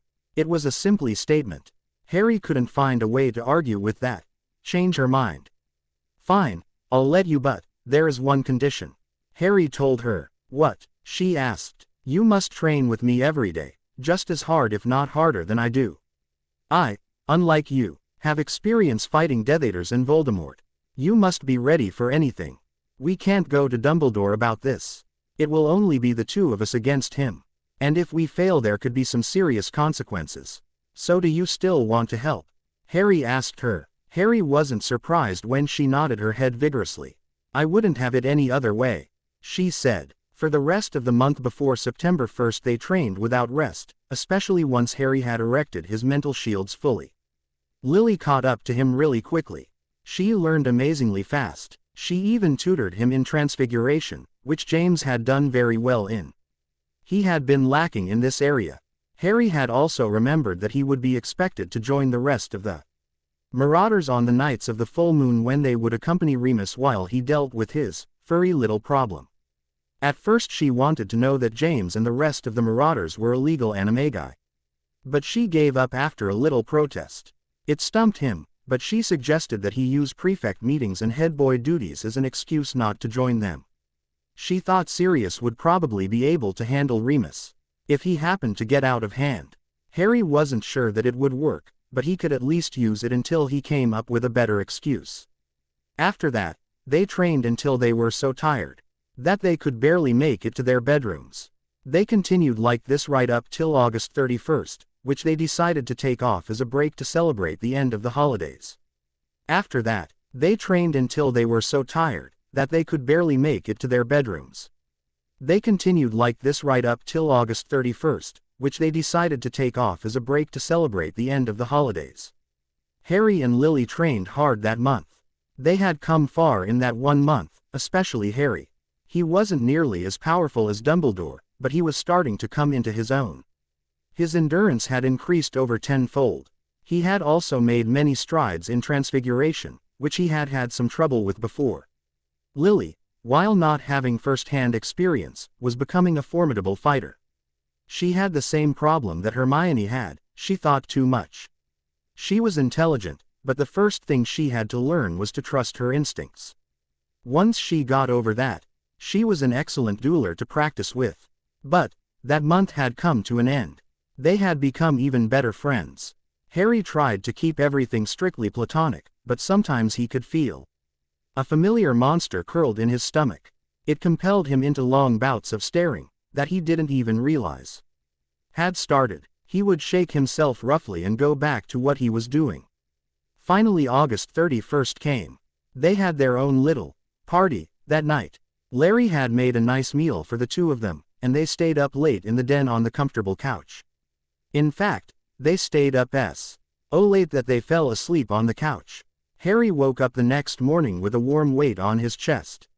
He opened his eyes and saw a mass of red hair splayed over his chest.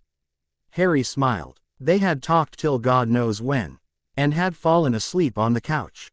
Harry sat idly looking down at the peaceful redhead that was still asleep on him. That was, until he noticed the time on the clock in the corner. "Shit," Harry shouted as he jumped up off the couch.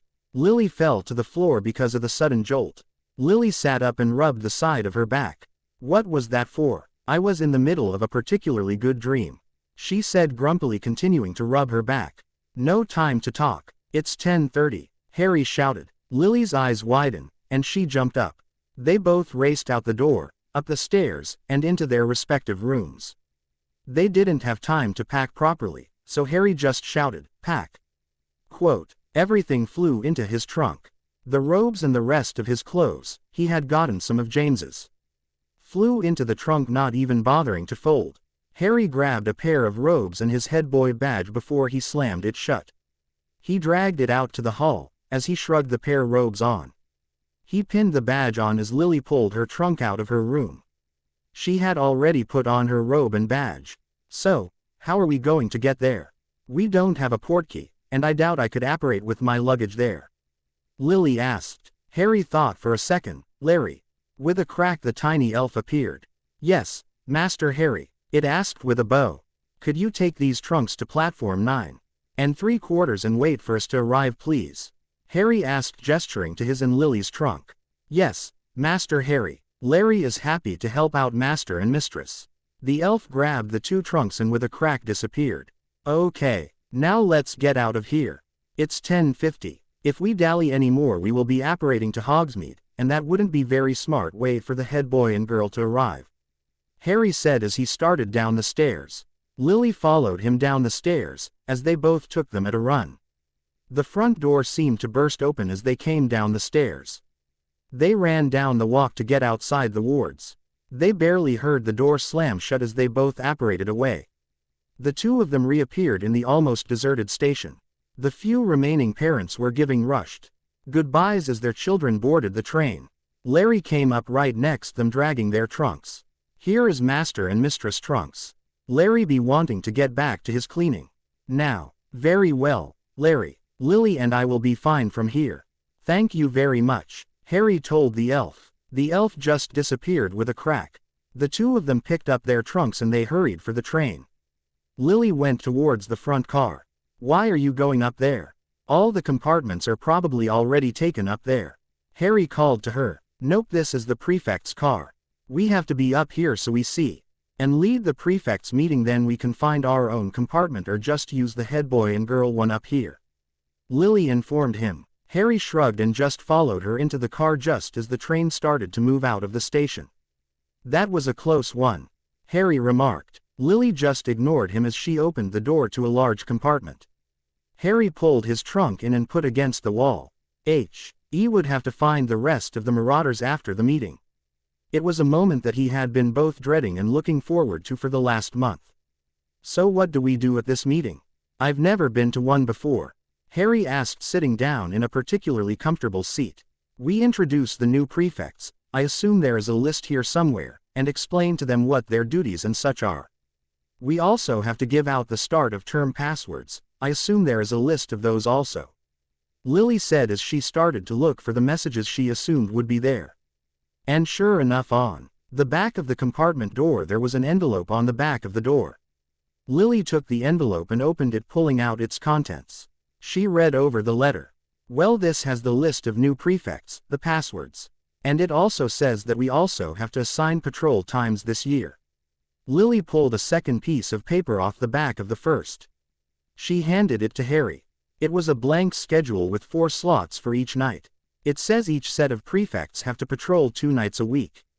Every night there needs to be one group from each house, and then on one night we have to patrol the castle alone. And we also have to help at least one other night a week with the other prefects. Lily told him as she read more of the letter. Is that all? Harry asked, handing back the blank schedule. It goes on to list the perks. Like we get our own private dormitory rooms if we wish. We are also able to visit Hogsmeade whenever we want, as long as we inform our head of house. That, and we are exempt from the curfew. After that it just warns us not to abuse our power or we can and will be removed. Lily gave him a pointed look at this. What? I'm not actually James Potter, you know. I would like to think. I'm a little bit more responsible than he is, Harry said with a mock hurt look at her. From what I remember you tend to get into trouble just as much as he did. Lily said. It wasn't my fault. The trouble finds me, not the other way around. Harry countered. Okay, I'll give you that one. Just stay out of trouble this year, Lily said, shaking her head. So, when does this meeting start? Harry asked, changing the topic. Lily looked at her own watch. They should start showing up in a few minutes. Harry and Lily didn't have to wait long as the first prefects started to arrive. The first one to walk in was Remus. Remus just gave him a quizzical look before he got pushed out of the way, and the rest of the prefects started piling into the compartment. Harry allowed Lily to lead the meeting, seeing as she already knew what to do. They had everyone sign up for 2 patrol spots. Everyone left except for Harry, Lily and Remus. Remus looked rather pale and ragged at the moment. Harry contributed it to the full moon that had happened 2 nights ago. Is there something I can help you with, Moony? Harry asked, raising an eyebrow. Remus looked over at Lily, that was now listening to the conversation. Harry followed Remus' look and shook his head. It's okay, Remus. I've told her about most of our escapades. Plus I thought you 2 got along pretty well, Harry said, amused. Well, I guess that answers my question then, Remus said, chuckling to himself. And what might that question had been? Harry asked. I was wondering where you had been all summer. Padfoot dragged me and Wormtail all over the country looking for you. We checked Diagon Alley almost every week, and we couldn't find you at Potter Manor or the summer homes we knew of. But now I guess you spent all summer with this redhead. What changed? Last year you couldn't talk with her without her slapping you, Remus said, giving him a curious look as he sniffed the air. I realized this summer that I can't keep acting the way I have been. There is a war going on out there, and I need to get ready so I can do my own part to help out. I decided to take care of some things this summer. One of those was apologizing to Lily. When I arrived I found out how horrible her sister is, so I took her to an old family summer home that hasn't been used in a while. Harry explained. He and Lily had carefully made this lie the past month when they weren't training. Well, I guess I'll be seeing you in our normal compartment then. If not, Padfoot might tear the train apart to look for you. Congratulations, by the way. They don't usually pick a head boy that wasn't a prefect. With that, Remus gave him another weird look. What were those looks for? Lily asked once the door had closed again. He is a werewolf. My scent is probably different from James's. James's clothes and stuff might cover most of it up, but I'm sure that I still smell different. Harry conveniently left out the fact that he probably smelled a bit like James since he was somewhere back in time, James would be his actual father, but Lily didn't know about any of that, yet. Oh, I forgot about that. You'll just have to be careful around him. I think he might be a little suspicious of you. Well, you should get going to your compartment now, Lily said as she started to dig in her trunk. Would you like to join me? Harry said, offering his arm to her. Lily stopped rummaging in her trunk and looked up. Are you sure? Sirius might mind. Don't worry. They will listen to me. I am their illustrious leader after all, Harry said, giving her an overly dramatic bow. Lily laughed. You just looked and acted exactly like James would have. Well, I have to be convincing, don't I? Harry said, raising an eyebrow. Fine, let's go, she said, taking his arm. Harry took out his wand with his free right arm and waved it at his and Lily's trunk. They floated up and followed the two of them out of the compartment. They made their way back the training, looking through the window on each door, looking for the marauders. They saw Snape through one. He had given Harry the most scathing look he had ever received, which Harry returned with a look of equal hatred and rage. Harry won that staring contest as Snape flinched away from his gaze. They finally found the compartment. Sirius was talking with Remus adamantly about something. Then he saw Peter and he shuddered violently. Are you okay? Lily asked, feeling the shudder. Fine, Harry answered tersely. Lily looked at him carefully. Harry quickly hid the face of loathing, but Lily caught it as he did. She just shrugged it off and figured it had something to do with future events. Harry pulled the compartment door open and stepped in with Lily on his arm. All three of them looked at him at once. So it's true. You and Evans are finally together. I never thought I would see the day, Sirius said as a sly grin came over his face. It's not like that, and you know it, Sirius, Harry said, stressing his name. Yeah, right. We'll talk later. So what have you been up to all summer? We checked Diagon Alley weekly and we couldn't find you, Sirius asked. Didn't Tom tell you? Harry asked. Who's Tom? Prongs, Sirius asked. He is the bartender at the Leaky Cauldron. I told him to tell you not to worry, and I would see you on the train, Harry told him as he took a seat after he shoved his and Lily's trunks up in the luggage rack. Oh, that guy. He was hurt in the attack on Diagon Alley at the beginning of last month. He has been recovering in St. Mungo's all month, Sirius said. So, what have you been up to besides rescuing your favorite redhead? Sirius finished. Oh, I've been here and there, training a bit and taking care of business that I needed to. I was busy all summer long, Harry said offhandedly. Whatever. Remus told me that you made head boy. Is it true? Sirius said as mischievous glint appeared in his eye. Yes, I have. An equal glint appearing in Harry's eyes. I think we could definitely have some fun with Snivellus this year. Lily rolled her eyes, but didn't say a word. She didn't really care what happened to Snape now that she knew what he would do in the future.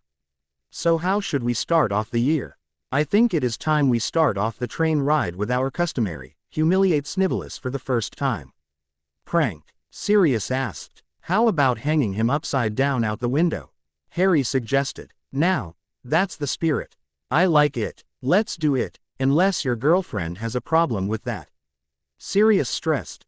Girlfriend, as Harry blushed deeply. No, don't mind me. Go have some fun, Lily said offhandedly as she continued to read a book she had taken from the library at Godric's Hollow. The other three boys' eyes bugged out. You certainly have changed, Evans. You would have cursed us all for even suggesting that last year, Sirius said in disbelief. Lily shrugged. I guess I've had a change of heart. The three boys just stared at her till Harry had gotten up and opened the door. Come on, guys. I saw Snivellus further up the train when I left the prefect's car. Harry walked out the door and up the train. They made their way to the car he had seen Snape in before. They reached the compartment and Harry gave out instructions. Padfoot and Moony take care of the rest of the snakes. I'll take care of Snivellus. What about me? Peter asked in his sniveling voice that wouldn't change over the years. Do you think you could take one of them, Peter? Harry asked, looking at him with pity masked over the anger he felt about the rat's presence. No, Peter said, shrinking back against the wall. Okay, everyone set then, Harry said, looking at Sirius and Remus. The two of them nodded at him. They burst into the compartment. Remus and Sirius fired enough curses to separate Snape from the rest of the Slytherins. Snape sneered at him. What do you want, Potter? Snape spit the last out with disgust. I just wanted to have a little fun, Harry said with just as much disgust. Harry smiled as he felt the prodding of a Legilimens.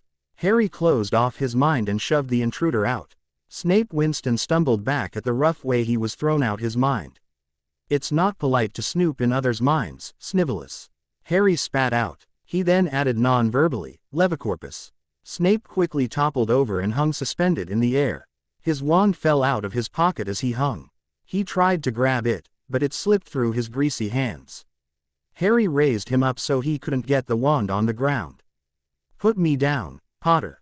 Snape spat. By this time Sirius and Remus was able to stun all the other Slytherins and were watching him and Snape carefully. And, why would I do that? The fun has just begun. So what should we do now? Harry asked looking around the compartment. It was the signal for Wormtail to open the compartment window and vanishing the mesh that now covered the open window. The wind howled as it rushed into the compartment. Ah, thank you, Peter. Harry waved his wand and Snape roughly floated out the window. The four boys laughed as Snape fought against the window, ripping his robes off and his hair going all over the place. They just laughed some more. Okay, I think that is enough. You have had your fun for the ride, a feminine voice said behind the boys. Oh come on, Lily. We were just having some fun. Harry whined. You had your fun. Bring back in before you hurt him, Lily said with a note of command in her voice. Harry just roughly floated the frightened Slytherin back in the window, not party, coolly caring if he bumped him against the frame. As soon as he was back in, Lily waved her wand and the mesh reappeared and the window shut. Harry let Snape drop to the floor. He took some time recovering. The four boys had started laughing at him again. Harry saw him reaching for his fallen wand. Oh, I don't think so, Snivellus. Have a good year, Stupefy. Snape slumped back to the ground before they left the compartment. They made their way back to the compartment howling over what had just happened. The rest of the trip the five students talked about their summers and laughed over some rather interesting jokes from Sirius, which Lily scowled at. Harry could tell this was going to be a fun year, stressful but fun. The train started to come to a stop and the three other boys pulled on their robes. They got out and Harry heard the familiar call, Furs, years, this way. Harry suppressed the urge to call out since Hagrid and James hadn't been friends like Harry and Hagrid were. They did their way out of the station and towards the carriages. What are those? Lily shrieked, pointing to the front of the carriages. Harry quieted her quickly. They are Thestrals. They have always been there. The thing is, you can't see them unless you have witnessed someone die. Keep quiet though. The others might want to know how you can see them, Harry fiercely whispered into her ear as Remus looked over his shoulder, giving him a quizzical look. Lily closed her mouth and quickly looked away. The five teens continued into an empty carriage. They talked some more about what pranks they might do this year when the carriage finally lurched, and they fell silent as the carriage made its way up to the castle. The carriages stopped and they hopped out of them, and started up the steps. When they got inside, Harry heard the harsh voice of Professor McGonagall. Mr. Potter and Ms. Evans, the headmaster would like to talk to the two of you after the feast before you make your way to your dormitories. The password is Skittles. Then she walked away after Peeves that was causing some trouble at the entrance to the Great Hall. Harry and Lily looked at each other and shrugged. You don't think it is about what we did on the train, do you? Remus asked, worried. I doubt it. Wouldn't she just want to see us four and not just me and Lily? Harry asked. Remus shook his head, and they made their way into the Great Hall. The five took their seats at the table as they waited for the feast to begin. Silence overcame the hall as the new first years walked in, looking as scared as they normally did. Professor Dumbledore stood up. He looked different than Harry remembered. His hair looked a little darker, and his beard was a little shorter than it was in the future. Welcome to another year at Hogwarts. Before we start the sorting, I would like to introduce our new staff member this year. It seems that our old caretaker has been gravely injured in the attack on Diagon Alley at the beginning of the past month. Professor Dumbledore. As a rush of whispers went over the hall. The hall fell silent again as Dumbledore started again. So I would like you all to welcome Argus Filch, that will be replacing the injured Apollyon Pringle. There was a small amount of polite applause, but Harry groaned. Lily and Remus gave him an inquisitive look before they looked back up at the headmaster. Well, I think that is all I will say for the moment. Let the sorting begin. The headmaster clapped and the side doors opened and a younger-looking Flitwick walked in carrying the three-legged stool and the sorting hat. I'm sorry, but I'm no good at writing things like the Sorting Hats song. I will just say here that it is basically the standard song during war times, telling them to unite or they will fall and such. I think you get the picture. The students applauded as the Sorting Hat finished its song. Then Professor McGonagall started calling out names and the sorting commenced. The tables all clapped when they got a new student, but they began to get restless as the unusually large first-year class finished being sorted. Well, I believe it's time to eat, tuck in, Dumbledore said, as he stood up once the last first year had been sorted. Food appeared on the table. Sirius and Harry started fiercely to wolf down the food to fill their growling stomachs. Remus and Lily shook their heads as they politely ate. Once everyone was done eating and dessert had passed, the food disappeared and silence once again. Professor Dumbledore stood up again. Now that our bellies are full, I have a few more announcements before we all fall asleep for the night.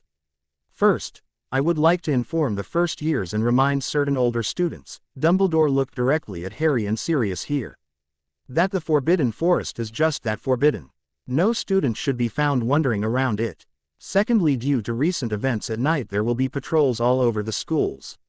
Not only will this include prefects and teachers, but also Aurors on loan from the ministry will also be present. Any students caught out of bounds after curfew will be punished accordingly. People guilty of multiple infractions will be expelled. These are troubled times, and I hope you all will be sure to follow all rules that we set forward as they are for your own protection. And lastly, I believe that all youth teams are in need of new Quidditch players. Your heads of house will be posting in the next week a notice in your common rooms about when tryouts will be held and who the new captains are. Both the Gryffindor and Slytherin teams are in need of new ones.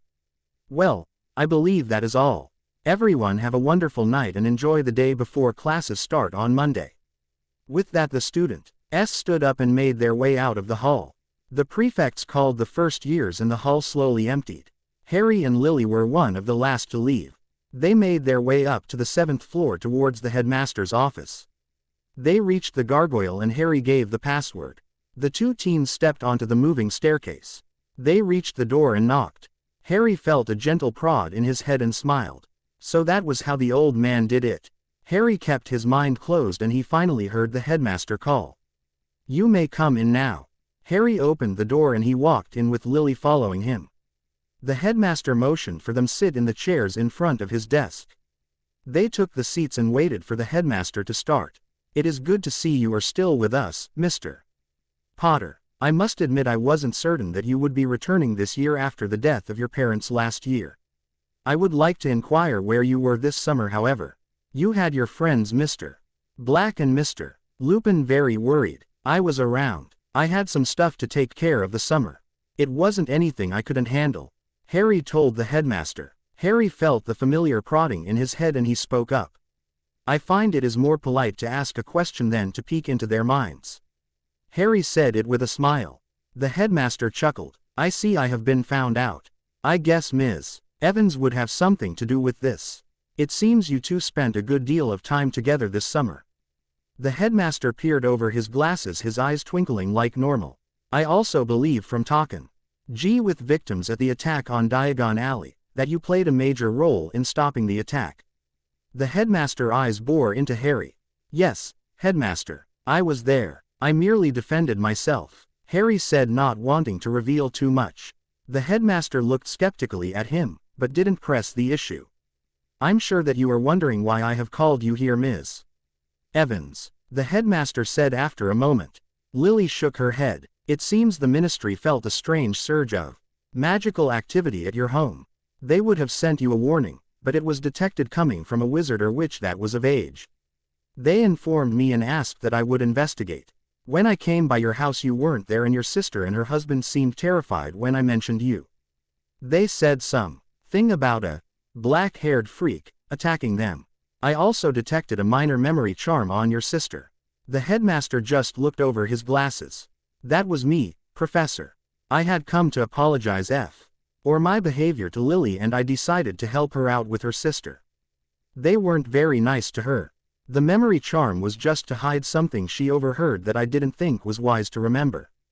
It might put her in danger with all that is going on at the moment.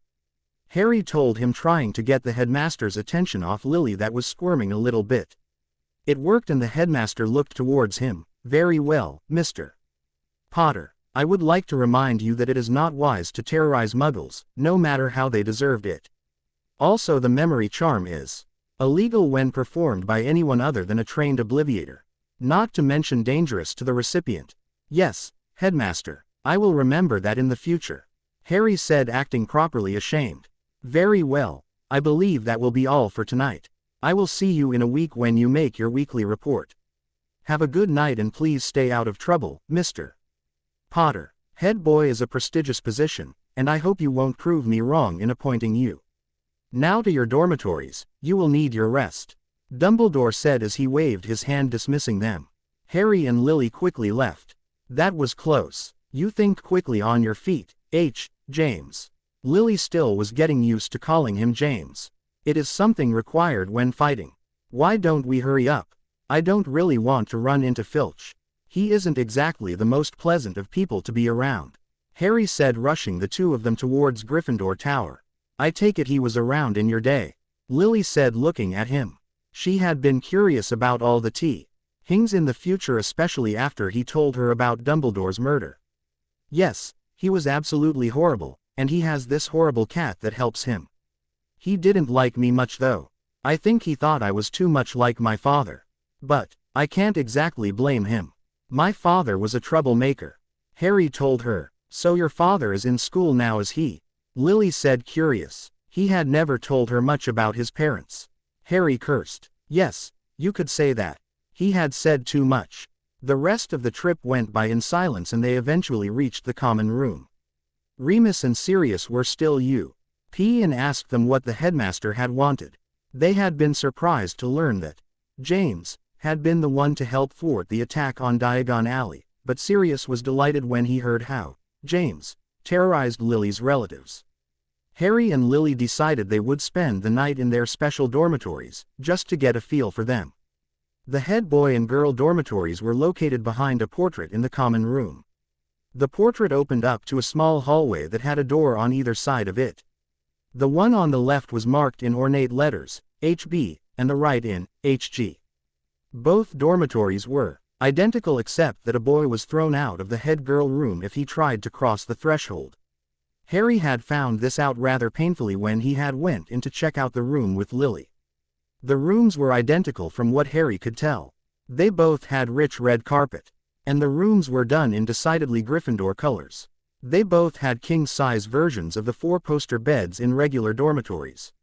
They had a private desk and bookshelves to keep their stuff. There was also a mirror at the desk that, according to the note they each got, was a two-way mirror that they share with each other, since the head boy and girl aren't always in the same house and the headmaster. They each had their own private bathroom too.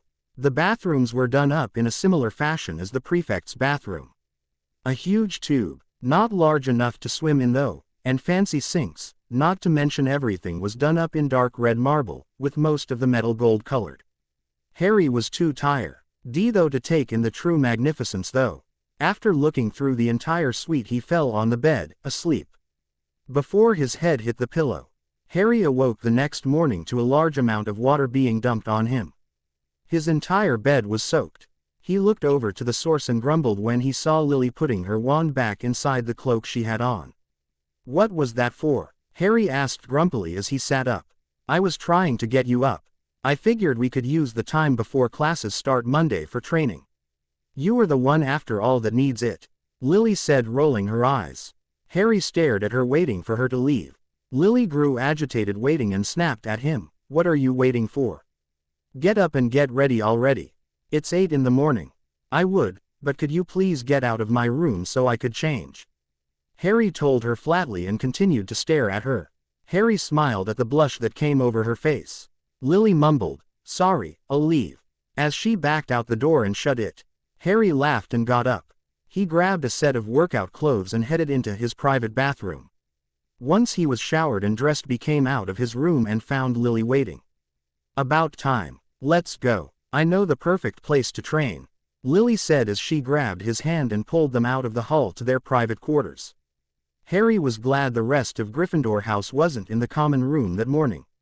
Or he would have been very embarrassed about a particular redhead that had his hand firmly held in hers and was dragging him out of the room. Lily proceeded to Dr. Ag Harry along the 7th floor till they got to a blank stretch of wall. Lily let go of his hand and started to pace the hall. Harry looked around and noticed the familiar hall where the room of requirement was located. Harry smiled as Lily made the finally walk and the door materialized in front of him. Lily went to the door and yanked it open. Harry stopped her before she could explain what the room was. "The room of requirement. I'm surprised I didn't think of it. It will be perfect," Harry told her as she looked at him with amazement. "You found this room before?" Lily asked him. "Yeah, I had a friend among the house elves in my time. I had asked him for a room where it would be hard to find for the DA I had told you about. This was the only room that house elves couldn't always get into. They can't pop into it when someone else is using it. Whenever they can pop in, however, it is usually just full of cleaning supplies and such. It is a really cool room.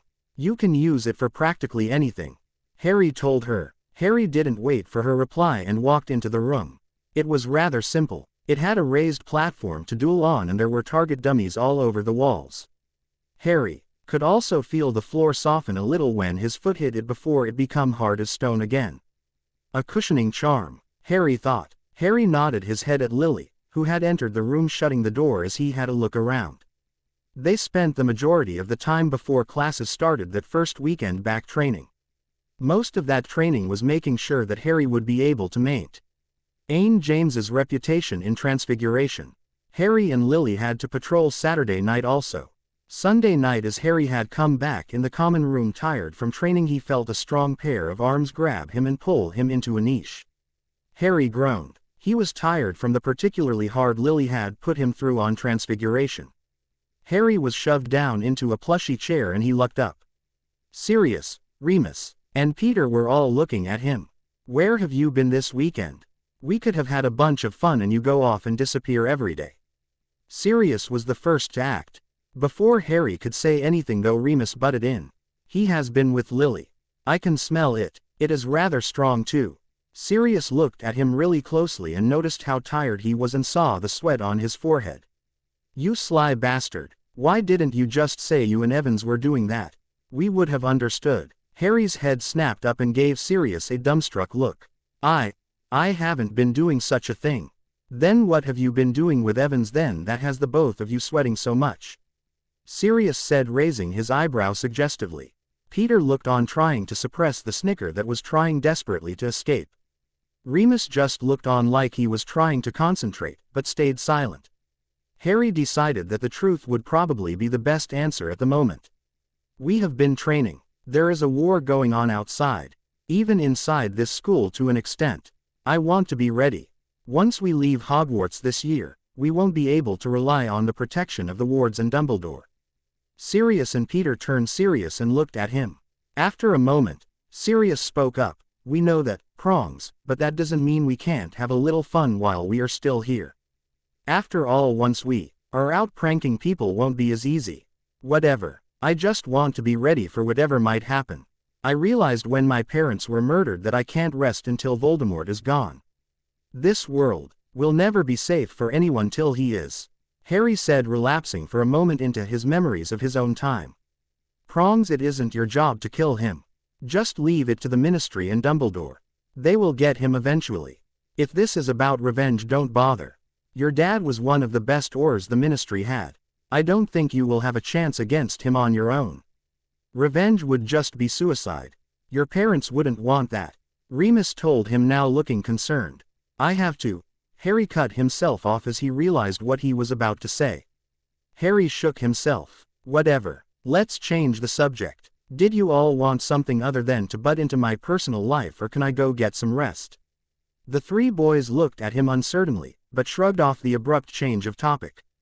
"The start of term prank, Prongs. I swear you are becoming more forgetful than Wormtail. Sirius said jokingly. Peter puffed up and said indignantly, hey, I'm not forgetful. Things just okay fine I am forgetful. Peter deflated as he said the last of his comment. Yeah, Peter. So what are we going to do? I was thinking we could get the teachers at breakfast. Sirius said. They discussed what they were going to do and finished their hasty preparations before the four slipped into their dorm. Harry is staying in the 7th year dormitory tonight. The next morning when Harry walked into the Great Hall, he could practically feel all the anxious eyes that were glued to him. Harry quickly walked over to the Gryffindor table and sat down between Lily and Remus. Why is everyone looking at me? Harry asked Lily as he reached for the eggs. They are expecting your prank. It has become almost like a custom for the Marauders' first prank to be at the breakfast of the first day of classes. She answered in a low voice not to draw the attention of the other Marauders. Oh, that, yes we have one planned. Matter of fact I think it should be starting right about now. Harry replied. Harry right as he had been answering her saw Sirius' hand move under the table. Harry followed the path to their target and saw a Maul shimmer in the air dash towards it. There were now shrieks coming from the Slytherin table. The whole hall started to laugh as the Slytherins started to stand up and they could see what had happened to them. Every single one of them now had long black hair that was done up in dreadlocks. And they all had long mustaches that were braided up on the ends and fell down past their chin on either side. Harry heard someone shout, "Finite Incantium," and laughed as their hair got even longer and started to obstruct their face. The curse they had used could only be waited out. Any attempt to undo it would just make it worse, and it wouldn't run out for at least 10 hours. Once the Slytherins had figured out they wouldn't be able to undo it, they stormed out of the hall. Not all of them left quietly though. Snape as he stormed out gave Harry a hateful glare and shouted, "You will pay for this, Potter." He then ran through the Great Hall's doors towards the dungeons. The hall slowly settled down and finished eating before everyone filed out to head to their first class. Classes weren't really much different. As Harry had expected, teachers started to pile on the homework immediately in preparation for their newts. Harry did get some praise from McGonagall though. She had told him he had improved even more this summer than usual. Harry just smiled and gave Lily a look that clearly said, "Why were you so tough?" Lily just looked sheepishly back at him. Defense against the dark arts turned out to be fun. The teacher was young and had only been teaching since the year before. He had graduated from the Auror Academy early and had decided that he would rather teach than do missions. Harry thought it was to avoid death more than anything but never voiced that. The teacher walked in on the first day and said, "So who wants to go first?" Harry looked questioningly at Lily. She hadn't said much that summer about this teacher's method of teaching. She had just told him that he was a good teacher. She whispered to him, "Professor Hennessy likes to take a hands-on approach. He tests us once a month to see how we fare in different situations. He is a really good teacher though. He is very fair too." Harry just gave her a weird look and looked back up at the professor. "No one. I guess I will just have to draft someone then. Let's see. Mr. Potter, you should do nicely. Please come up here and we will duel. I wish to see if you have improved any this year," the professor said when no one raised their hand. Harry stood up and walked towards the dueling platform that was at the front of the room. The professor gestured for him to come up on the platform. "We will be following all procedures associated with a proper wizard's duel. We however will not be out to kill. I warn you though, a Death Eater is not afraid to play dirty. You will need to watch yourself a lot more carefully when out in the real world. Death Eaters have been known to outnumber their target by as much as 10 to 1. They also will use any curse they can think of.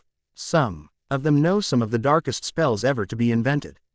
The class was silent. Professor Hennessy clapped his hands. "Very well, Mr. Potter, let us both begin." The professor bowed to Harry as he returned the gesture. Once they came out their bow, the professor wasted no time in sending a blinding red beam at Harry. He knew a regular shield wouldn't be able to take that stunner, so he threw up the only shield he could think of. Incarcetilis. Quote. The blinding red beam hit Harry in the chest and disappeared. The professor looked stunned that the shield had absorbed the spell. He was also sweating a little. The stunner had taken a lot of energy to cast. The professor didn't have long to stare dumbstruck as his own curse fired back at him. The teacher dodged the stunner and fired a blasting hex at Harry. It hit Harry's shield that was still active, but the blow had left him sweating as the shield drew more energy from him to block the curse. Harry released the shield and started moving. Standing still was only a way to get you hurt. Harry dodged a few more curses that had come from the teacher. His seeker reflexes were useful for more than just the Quidditch pitch. Harry final G.O.T. an opportunity to send off another major spell, Potentio Multiplo Stupefy. The 30 beams flew out of Harry's wand and went for the professor from all angles. The teacher knew he couldn't dodge them all and threw up a strong shield. Protega Maximus. Quote, a translucent blue dome like the normal Protega spell formed around the teacher, except that it crackled with small forks of blue lightning all over the surface. All 30 stunners hit the shield simultaneously. The shield started to flicker as the stunners struggled against the shield. Now there were red, blue, and purple sparks flying in the air. All but one stunner dissipated before the professor's shield collapsed. The teacher was barely able to stand, but somehow dodged the remaining stunner. Harry didn't hear the gasp from his audience. His adrenaline was pumping so hard the only thing he could concentrate was on the duel. The two duelers continued to duel. Harry started to get a little tired and a little frustrated. Teacher was now trying to counter everything Harry threw at him. He succeeded in most cases, but the professor still had to dodge a few spells. Finally Harry had enough and he fired off a more powerful spell than they had been using. Jabitha. Quote, a huge lightning bolt of green fire came out Harry's wand and shot towards the professor. The professor's eyes bugged out. Aureus. A solid golden dome appeared around him and the bolt of fire bounced off the shield and struck the ceiling. The ceiling caught fire as the entire room heated up by about 30 degrees. The ceiling, however, stopped burning abruptly and just glowed red as the heat resided. The golden dome, however, had faded and the professor was fainted on the ground. His wand rolled off the edge of the platform. Harry decided the duel was over and summoned the wand just to show that he had won. He then walked over and revived the fainted professor. The professor immediately started to grab around his side looking for his wand. Here you go, Professor. You fainted and it rolled off the edge, Harry said as he handed back the man's wand. Thank you, Mr. Potter. Just give me a moment. I'm just a bit tired. The professor caught his breath before he stood back up as Harry went back to his seat. That was remarkable job, Mr. Potter. I dare say I think you were holding back a little judging from that last spell. It was a bit much though. I was starting to tire. You would have won eventually. I believe you will do well in your ambition to be an Auror. Professor Hennessy said once he stood back up. Harry blushed and the rest of the class looked at him in awe. Well, that took longer than I thought it would. It was also very tiring. I think we hold off on testing your skills until our next class. For now I would like you to review the traditions of dueling and brush up on your skills. You will all be tested in the next class. I think we will dismiss early now. I need a little time to recover for my next class, the teacher said as he collapsed into the chair behind his desk. The 7th years quickly gathered their things and left before he could change his mind. Once Harry walked out the door, he felt a hand slap him on the back. Well done, Prongs. Beat the teacher and got us out of class 40 minutes early. Sirius praised. Lily looked on approvingly, as did Remus. I guess all that training you two have been doing has paid off. I wonder what Evans is like now. Could probably kick my ass easily now, Sirius said jokingly and started to laugh. Lily responded, I probably could, and don't you forget it, either. This caused Remus, Peter and Harry to laugh even harder. Sirius, however, looked horrified by the prospect of getting beat by the girl. The word of Harry's duel in Dada spread quickly through the school. At dinner he kept getting congratulated by his fellow Gryffindors and some Ravenclaws. He also saw a prideful smile on Professor McGonagall's and Professor Dumbledore's faces, which were directed at him. The rest of the week went by in a blur. Everything was turning out better than Harry's past few years at Hogwarts. Finally it was Saturday and Harry and Lily had to do their patrol of the school.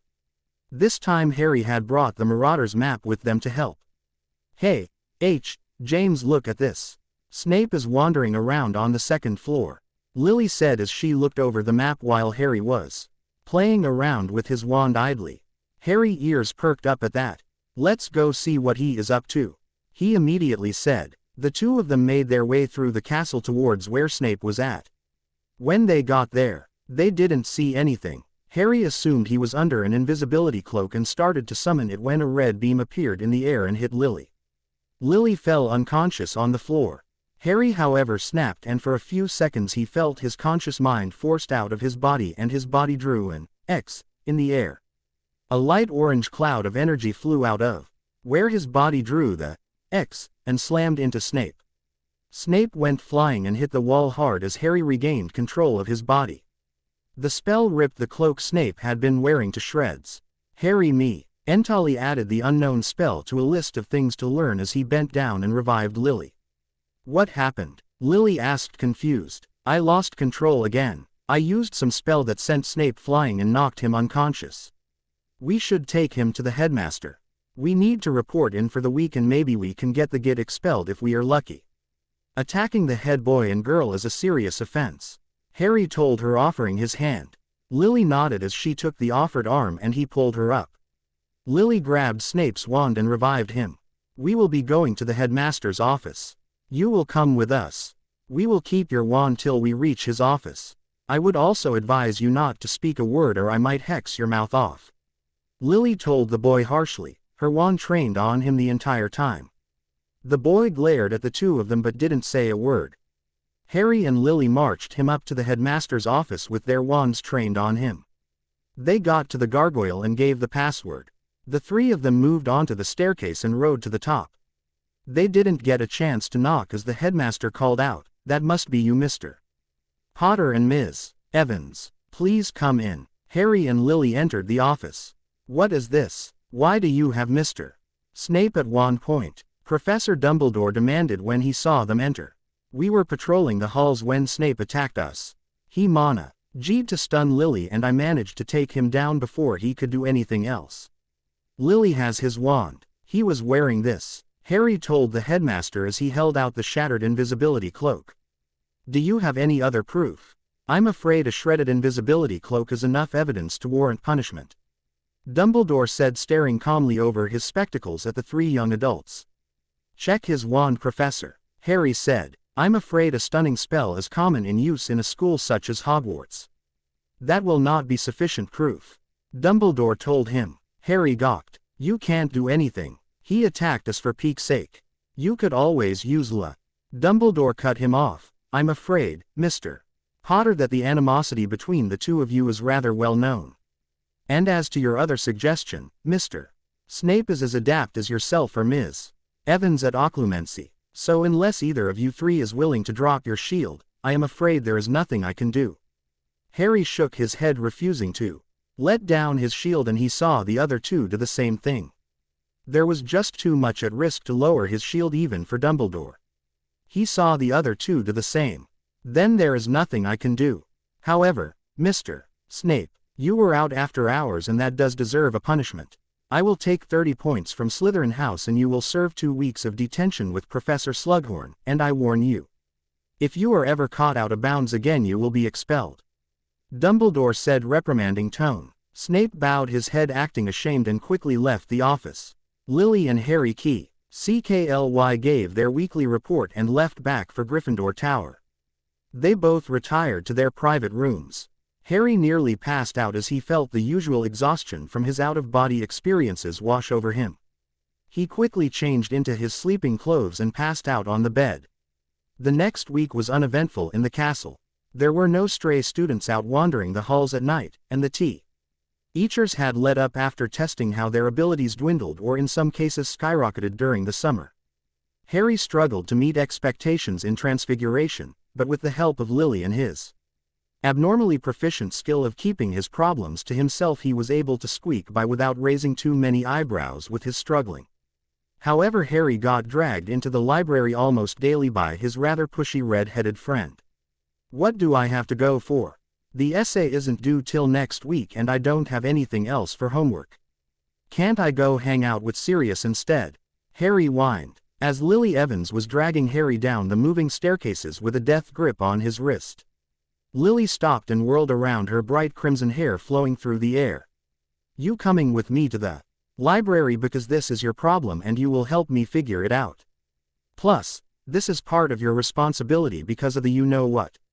Lily started to tap her foot as she waited for Harry to respond. "Well, are you going to come or not?" she finally asked, losing her patience. Fine, I'll come," Harry said dejectedly as he allowed her to drag him the rest of the way to the library. "So, Professor, where do we start?" Harry asked sarcastically. Lily gave Harry a glare and replied coolly, "You go over to the defensive techniques section and find whatever you can on occlumency. I will go to the restricted section and see if I can find anything useful there." "And how are you going to get into the restricted section?" Harry asked, raising an eyebrow. "For your information as the head boy and head girl, we have unrestricted access to the restricted section. Now go get every book on occlumency, legilimency and any books about mental blocks you can find in the defensive techniques section. I will meet you in 20 minutes in the restricted section study area." With that, Lily stormed off towards the restricted section, sighed and shook his head as he headed over to his favorite section of the library, that is if he had a favorite section. Harry was able to find only one book on anything to do with the defense, attack or structure of the mind. It just so happened that T was the book that Lily had used to teach him occlumency that summer. Feeling ashamed he couldn't do better, he headed into the restricted section, Madame Pants giving him a pointed look as he did. He quickly found the 2 tables and their set of chairs that had to be used by students in the restricted section. The books there couldn't be taken out after all. Harry waited the remaining 10 minutes before Lily finally showed up with an armful of books. She set them down on the table and frowned at him. "Is that all you could find?" "Yeah, it seems that this all the normal student population can read. Then again, legilimency is considered illegal, so it doesn't really surprise me." Harry answered her. "I guess you are right. Well, I have another stack of books. I'll be right back." Lily turned on the spot and dashed back into the stack of books as Harry gawked at her retreating back. Lily soon returned with 3 more stacks of books in her arms. Harry saw she was clearly struggling. He stood up and grabbed half of the books from her. Lily gave him a look of thanks as they sat down with the books at their table. "So where should we start?" Harry asked her. "You start by looking back over this book," she said, picking up the old occlumency book they had been using. "I will start by looking over a few of the ones I found." Harry picked up their old book and opened it to the index.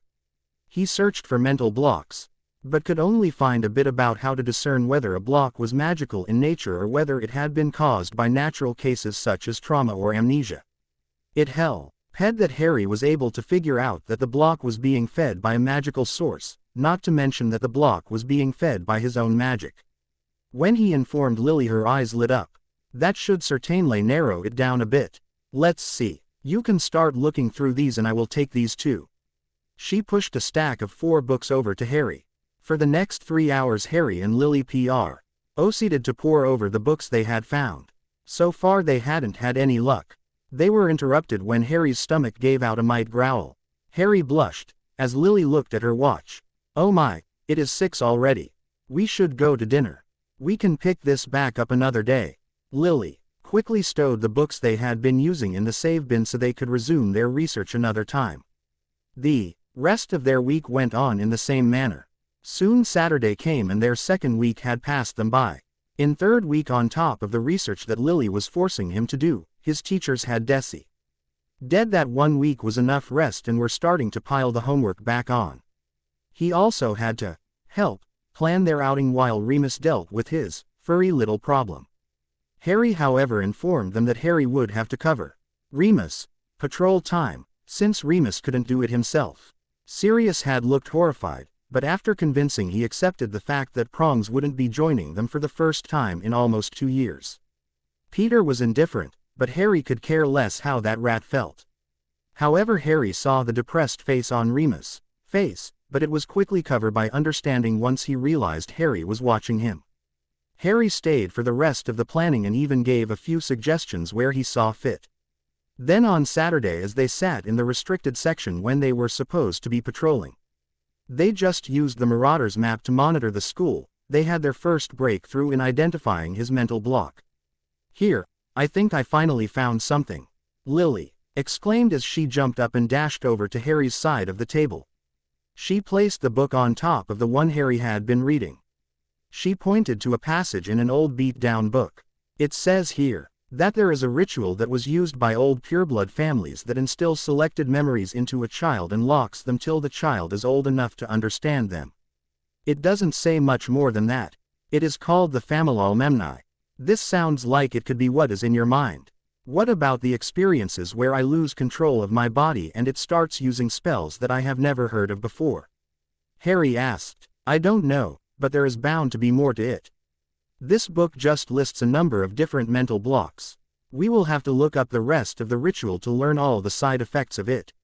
Lily argued back. Fine, so let's look for it then. Which books should I look through?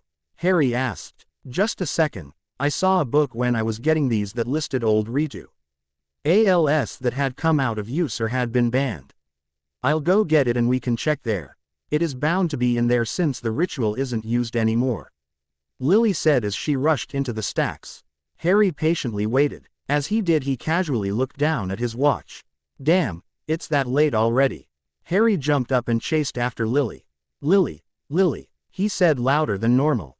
What? He heard a voice hiss to his right. He turned quickly and saw Lily glaring at him. It is 2 o'clock already. We need to get back to the dorms. We aren't even supposed to be out this late.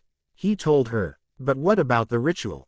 She asked. It has been around for at least 16 years, I am sure that it can wait another week or so.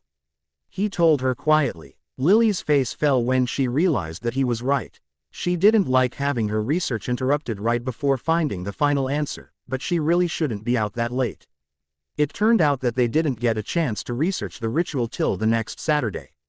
In the meantime, however, they had to deal with all the work the teachers continued to pile on. They had an essay due every day in every class, not to mention all the practical exercises they had to do. Harry was lucky though. He had no problems in defense against the dark arts, and in all his other classes he had Lily there helping him along. The two of them had formed a close friendship. After all, he had saved her from James, and whisked her away from the Dursleys, and for 2 months they had spent working one-on-one with each other. They talked a lot. Harry confessed on more than one occasion that he thought that he was going to do more harm in the past than good, and that he had no chance against Voldemort. Lily just brushed these fears aside and reassured him that everything would be fine in the end. And vice versa, Lily confided in Harry about how others would tease her for being a nerd.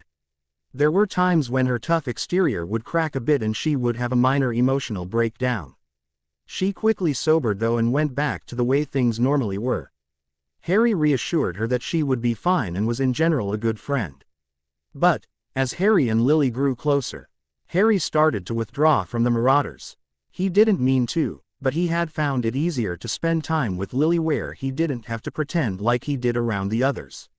This seemed to affect Remus the most. For the large part of his life before Hogwarts he hadn't had any friend due to his condition. When he entered Hogwarts, he had finally found his first true friends. But now it seemed that he had been mistaken. His one best friend was slowly withdrawing into himself. He saw Lily trying to rip away one of his best friends and tore at his heart. He had found a friend in her also. She was caring and intelligent, even though she could be a little red-headed at times, but now it seemed that she and James were starting to forget about their other friends as EY spent more and more time with another. But his suspicions of James were still present. From the first day he had met James that year he noticed small things different about him. For one, his tea seemed to be weaker and mixed in with a scent almost indiscernible from Lily's. This usually didn't happen even if the two had been active with each other. It should have worn off after a good shower if they had been. This, however, was persistent, and he could also see him struggle in Transfiguration where he had never struggled before. Then there was the wand. James had told them that it was an old family artifact that he was using. But it seemed to be newer than he let on. There were also his eyes. Every now and then they would flicker to the most amazing emerald green, but they would disappear as soon as you noticed them and you couldn't quite remember what they looked like. Remus didn't say anything to his other friends though. He didn't want to worry them about something so small, yet. James had always been a strange person for his station, Sirius was too. He had always been so informal and didn't care about the stupid prejudices that most of the wizarding world held. Remus just passed it all off as a side effect of spending so much time with Lily. Sirius also had noticed James' stranger behavior, but he attributed it to being lovesick. He had after all seen many a lovesick girl in his day. They would do almost anything to garner his attention. Peter on the other hand didn't care. James had just become more powerful over the summer. He didn't care how his personality had changed. He had what he wanted. Powerful allies. They would protect him from harm. So he just adapted and didn't think twice about how his best friend had changed. The full moon happened on the Friday of their 4th week back. Harry felt bad as Remus left shortly after dinner. He felt bad because he wouldn't be able to join him tonight like James had done the past 2 years. Harry could see the sadness in his eyes as he said goodbye to the three of them. Sirius winked at him and continued to be his mischievous self. After dinner Harry and Lily decided to start their patrol early. Hey decided to do it the old-fashioned way this time because there would be another set of prefects also patrolling that would expect to run across them sometime. Plus this way they could honestly plead innocence if anyone questioned them about the Marauders' escapades that night. They didn't notice anything that night. Harry thought he might have heard a few squeaks and the sound of padding on the floor. But the old castle was full of rats and other pets that could make that noise. Finally the night was done and Harry retired to his private dormitory for a night of rest. As that week came to a close, Harry found himself once again in the library with his new favorite red-headed friend. They had just entered the restricted section, and Harry was waiting on Lily to return with the book on rituals. She finally came out with a small book after about 10 minutes of searching. Here it is. Just give me a moment, I'll see if the ritual is in here. Lily sat down and opened the book. She started to flip a few pages and scanned it. She then started turn pages till she came to the one she was looking for. Then she frowned. Harry noticed the frown. What is it? Isn't the ritual in there? Harry asked. It is in here but it doesn't say anything else that the other books said. It does however say that more information can be found in a book called Ancient Pureblood Rituals. She replied looking up. Well, let's get that book then. There is a card catalog, isn't there? Let's go look for it there. Harry said. I was going to. I just thought it would be in here. Lily said, laying the book down on the table. Harry and Lily got up and made their way out of the restricted section to the card catalog. They looked through it and found the card for the book. Lily picked out the card and read it carefully and frowned again. What is it this time? Harry asked. It says that the only copy the library had was lost 30 years ago when a student failed to return it. Lily told him. Harry frowned also. Does it give a description of it by any chance? Maybe it was in my family vault. My family was a pretty old family. I might have taken it out when I was picking out books that might have information on Horcruxes. It does sound like a book that might have information on them, or at least how to create or destroy them. Yeah, it does. It says that it is a red leather-bound book that has black and gold writing on the cover. The front cover has Vera Sanguis Eternus etched into it in gold letters. Lily said, reading the description off the card. That sounds familiar. You stay here and monitor the map. I am going to go check my books in my dormitory if I have it. Harry dashed out of the library and ran all the way back to Gryffindor Tower.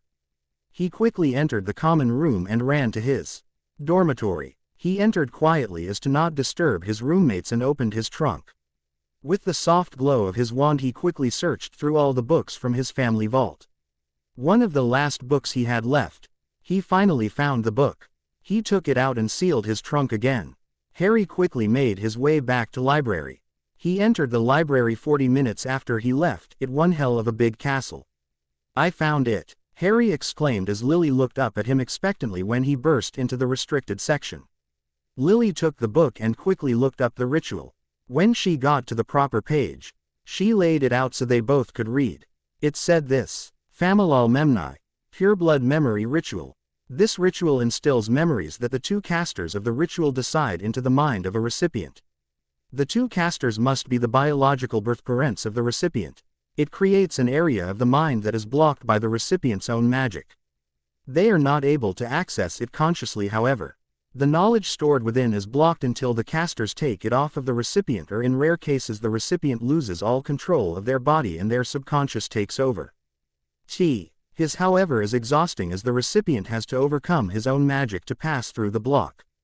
An average wizard would be so exhausted that they would likely pass out, but there are few powerful ones that are actually able to maintain the link to the blocked section that the information can be used to save their life. After the dire threat is over, the link is severed and the consciousness recovers control of the body. They conscious can only remember what it saw as it observed from a third person view. This ritual was considered unethical when the first large number of Muggleborns were introduced into the magical world, because it gave an unfair advantage to purebloods that Muggleborns never had a chance to try and emulate. The ritual was made illegal in 1815, even though many of the older families did protest the decision. It is rumored that some of the families have continued to use it to pass down knowledge. However, they cannot unlock the knowledge till after the child has left school, because there are obvious ways to spot a recipient of the ritual after it is unlocked. Note that unlike some spells, when the casters of this ritual die, neither the knowledge or the block fades. This is a permanent ritual. If either of the casters die, however, it becomes impossible to unlock the block, because it takes both casters to unlock the block. An interesting side effect found was that if a blocked individual performed this ritual on their own child, all knowledge stored in their own blocked area would be removed from their mind and transferred into the child. It then went on to describe how to perform the first part of the ritual that would lock the memories in the recipient, and then the second part about how to unlock the memories. Harry was the first to speak. That is definitely it. Those out-of-body experience have only been when I have been in a life or death situation, or I had become extremely agitated. They would definitely be considered dire situations. Lily shook her head. We could even undo the ritual too. You did say both of your parents went to Hogwarts around this time. Maybe we could find them, have them undo the ritual for you. You would have to explain to them about the whole time travel thing, but I'm sure they would understand if you tell them why you want the block down and all. We could probably use the extra help with the Horcruxes all too. You also wouldn't have to be so careful about using your family vault either. Lily stopped going on how much Harry's parents could help them when she saw him shake his head. Why not? They could be a lot of help. I don't want to tell them yet. I want to get to know them better. Plus, who is to say they will believe me?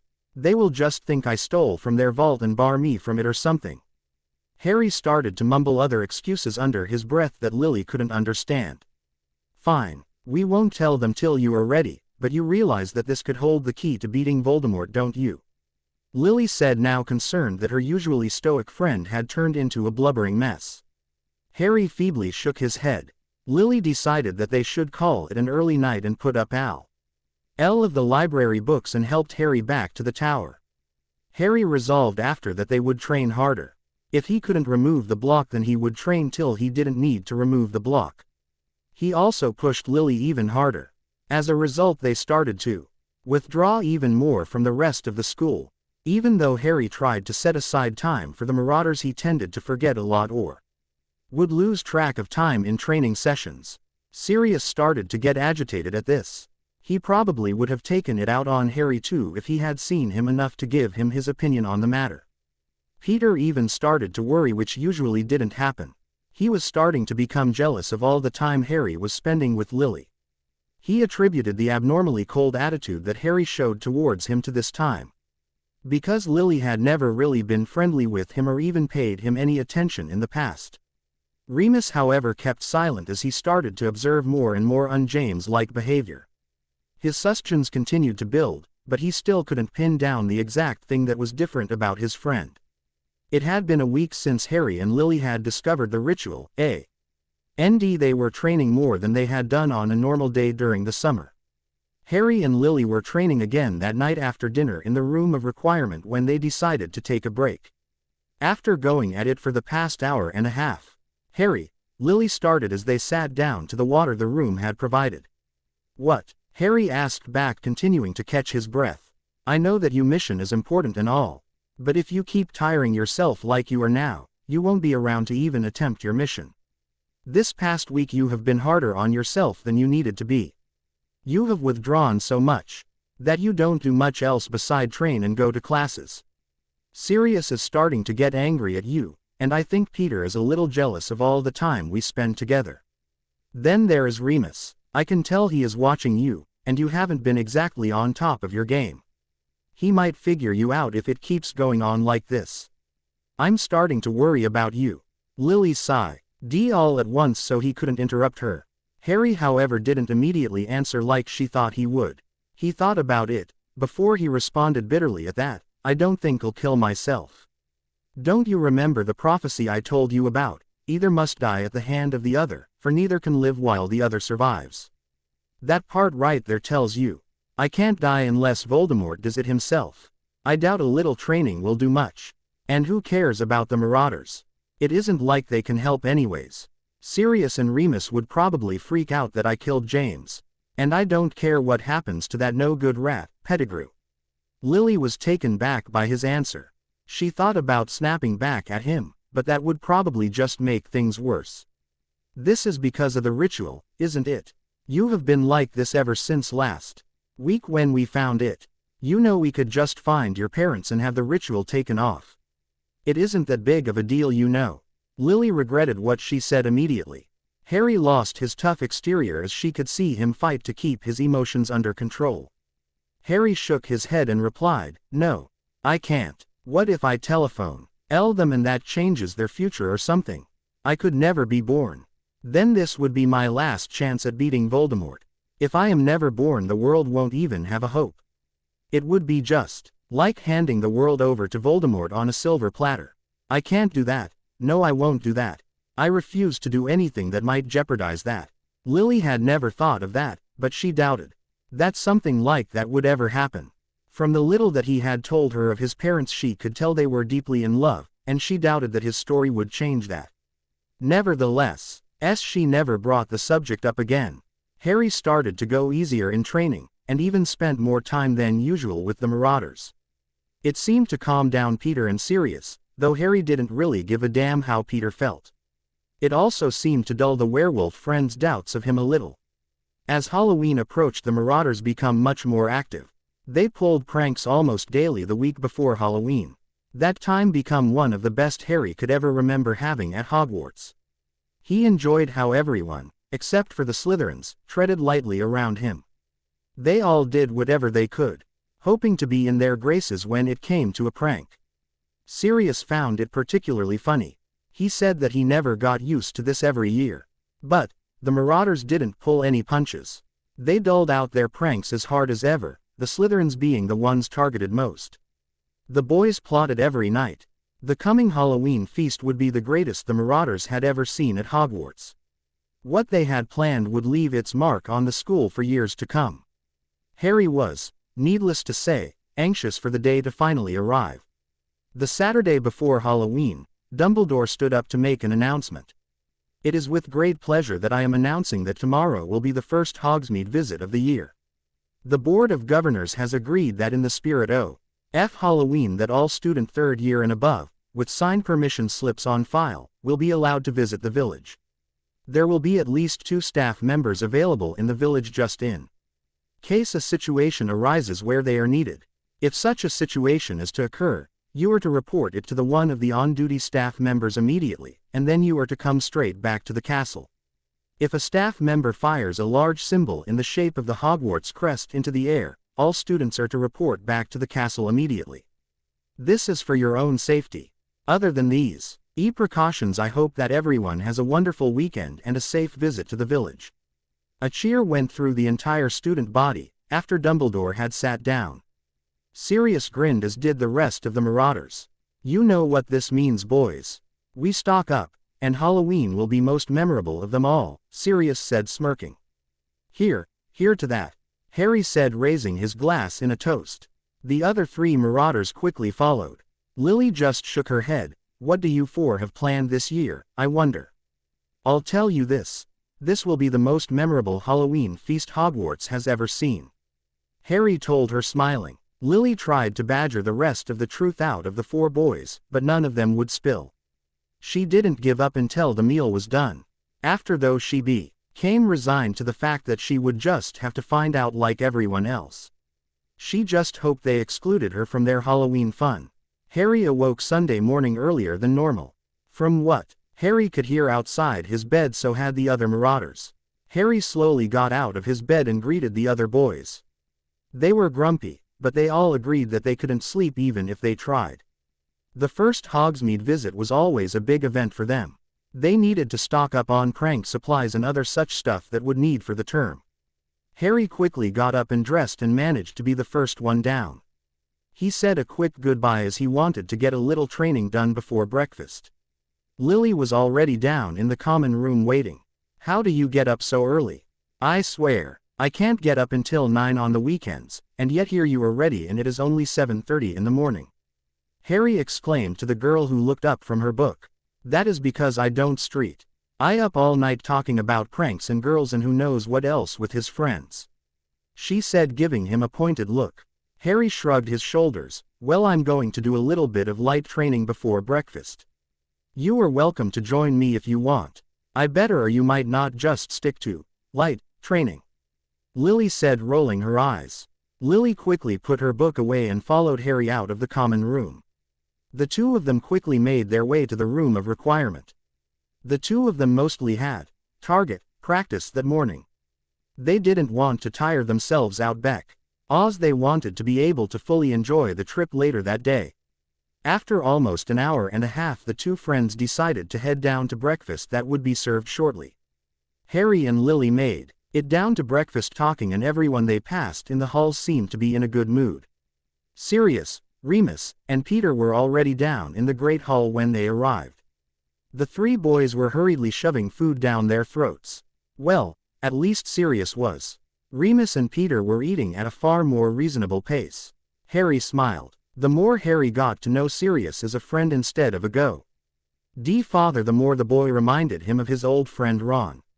It was a refreshing thought and a depressing one all at once. He was getting to know his godfather like he never had, but at the same time, he was reminded of how much he missed his old friend. The couple sat down and started to eat. The conversation all over the hall was generally light-hearted and there were smiles on most of the faces. The 5 young adults paced the time till it was time to leave for the village, talking about what all they would be doing in the village that day. Sirius of course wanted to stock up on his supplies. Remus wanted to check out the bookstore, to see if a book he had wanted was released yet, to which Sirius rolled his eyes. That wasn't anything till Harry said that he would like to visit the bookstore. Sirius' eyes bugged out. "You in a bookstore? Don't make me laugh. You have had your mum buy your books every year because you thought going into the story would drain your mischief or something. Don't be silly. I would like to pick up some more books. I am running out things to train in, and I would like to get some more so I don't get bored," Harry replied. Harry supposed it was half true. He was starting to run low on things to train. Most of the spells in the books from the Potter Vault were too complicated or just too much energy to be practical or for Harry to even use. He wanted to get a few books on magic theory and exercises that he could use to help develop his power. "Well, why don't we stop sitting here talking about it and leave already?" McGonagall and Slughorn just walked out with Filch. "They will be checking students at the door," Sirius said as he stood up. The rest of the group stood up and quickly followed Sirius out the door. The 5 of them were quickly checked off the list, and they were the first ones on their way to Hogsmeade. The group continued to talk happily as the 5 of them walked the long road to the village. The sun was shining and there was a gentle breeze blowing around leaves. It was the perfect fall day for a trip to Hogsmeade. The path was soon full of other chatting groups that were also making their way down to the only all-wizarding town in the UK. The first stop that they made was the bookstore. Sirius' excuse was he wanted to get done with quickly. Remus and Harry were on strict instructions to keep their selection to a minute and to spend as little time as possible. With those instructions he ushered them quickly into the bookstore while he and Peter waited outside. Remus, Harry, and Lily quickly made their way inside and started making their choices. Remus was the first done. After only 10 minutes of looking he found his book and had checked out. Harry on the other hand had already picked out an armful of books. Lily was also picking out a few books.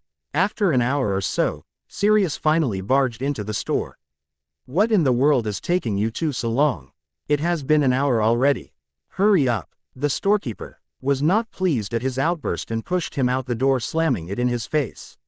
He then came over to Harry and Lily, who were finally ready. They each had their arms piled dangerously with various books.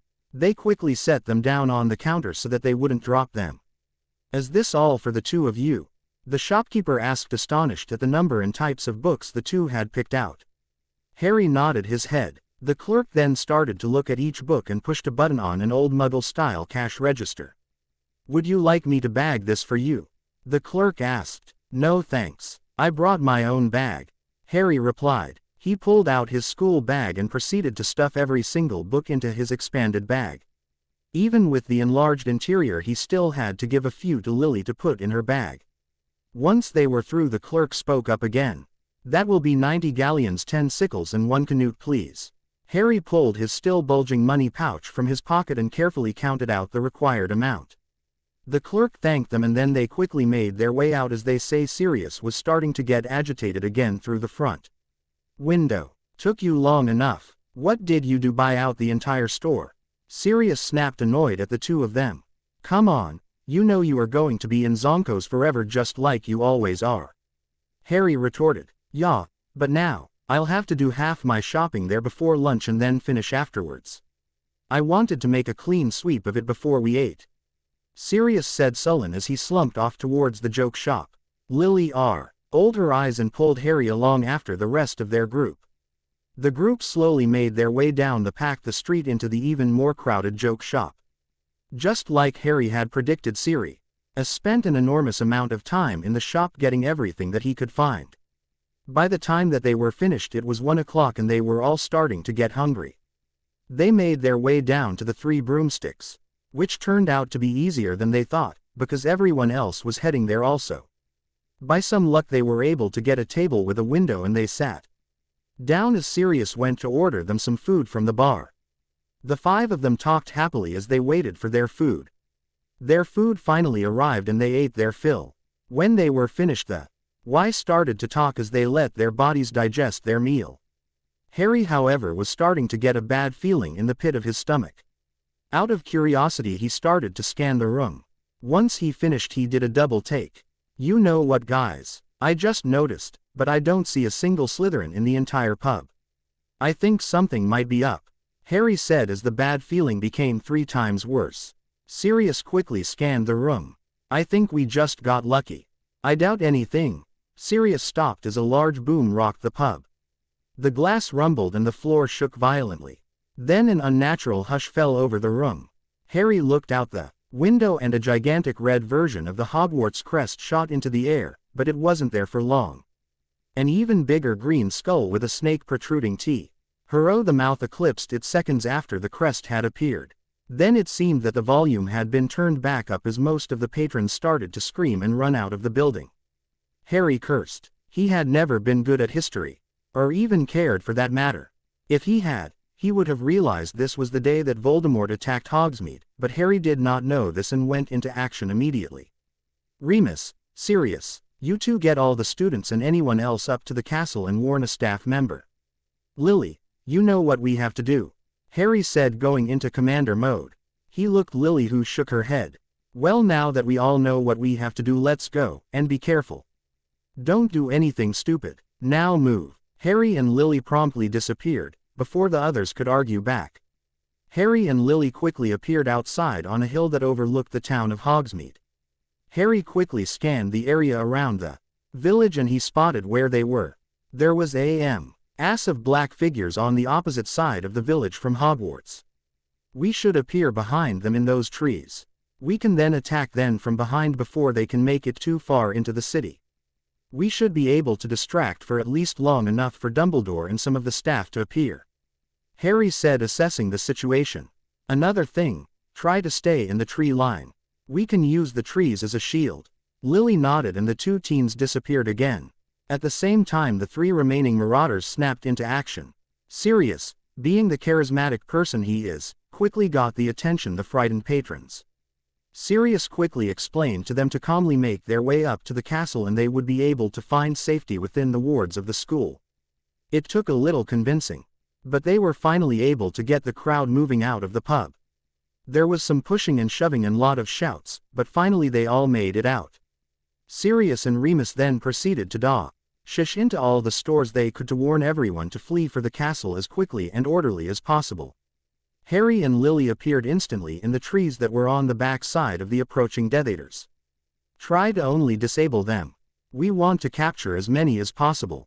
It won't look good if we just start killing them, Harry told her. Then the two of them started to dash from tree to tree, firing a spell at the moving Death Eaters. A few went down from extremely strong stunners before the leader of the 40 or so Death Eaters noticed the small attack. What is this? Is this the best Dumbledore can do? A few went behind the ears, fourth years hiding in the trees to defend his school. I'm shocked. You five stay here and deal with those pests. We continue on to the village. 5 Death Eaters separated themselves from the group and moved towards the trees. The rest continued on their way as the 5 taunted Harry and Lily. There isn't time to waste. Remus and Sirius won't have not time to get most of the students back to the castle grounds. We need to be more forceful. On the count of 3 we jump out and fire multiple stunners at the 5 of them and then attack the rest. We need to stall them for as long as possible, Harry told Lily. Lily just nodded her head. 1, 2, 3. The two of them jumped out and shouted, Potentio Multiplo Stupefy. Quote, 6 arcs of bright red GHT flew through the air and shattered the shield that the 5 had put up in anticipation of their first move. The 5 all fell to the ground unconscious. Come on. The others have reached the village. We need to get down there and help, Harry said, astonished at the pace the other Death Eaters had taken towards the village. Harry and Lily quickly ran down the path to the remaining Death Eaters. Sirius and Remus had just run out of Zonkos when the first Death Eaters started to move into the town. Damn, they are here already. We need to get to Honeydukes. It is closer and it is quicker to get back up into the castle, Remus told Sirius as a Death Eater spotted them. Looky, what we have here, a few students out of the castle. I guess we will just have to punish you, the Death Eater faded off into cackles as another 2 Death Eaters appeared behind the duo. Peter had retreated with the rest of the students to the castle. Sirius didn't wait, however, and fired off the first spell of the 3-on-2 duel. The duel that would make the 2 boys realize how serious this war really was and how close it would come to them. Harry and Lily meanwhile had finally been able to catch up to the Death Eaters that still hadn't entered the village. Harry fired off the first spell he could think of, Jabitha. Quote, a deadly green lightning bolt of fire flashed through the air and skewered 2 Death Eaters through the back. They immediately burst into green flames and their bodies became nothing more than ash. The leader, who was still ordering how the groups of 3 Death Eaters of Shoal DB entering the village, turned when he heard the screams of some of his men. So it was only 2 of you. I don't know how you got through those 5, but I doubt you will be so lucky this time.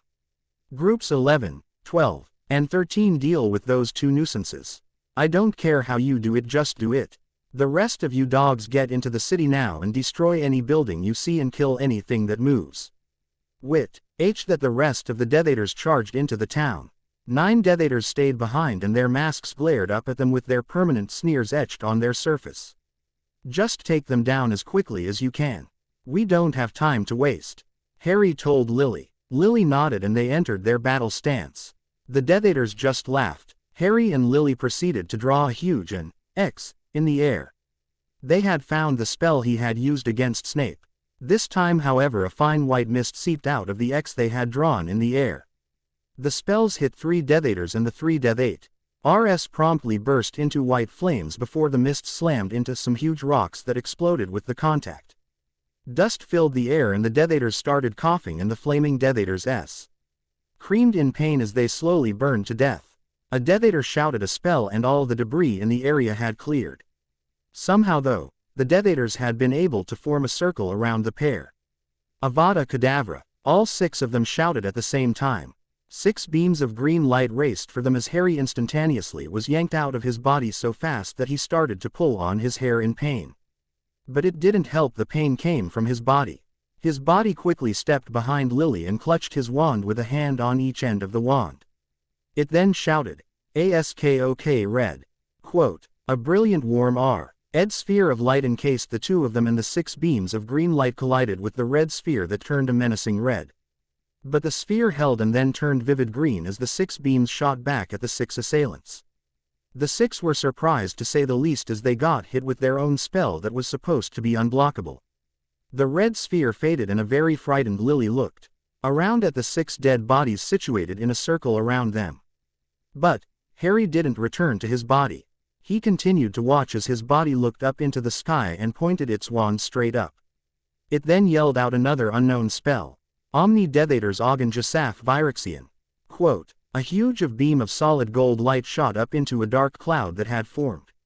The cloud turned golden and Harry saw 3 bright beams of light fall from the sky before he blacked out.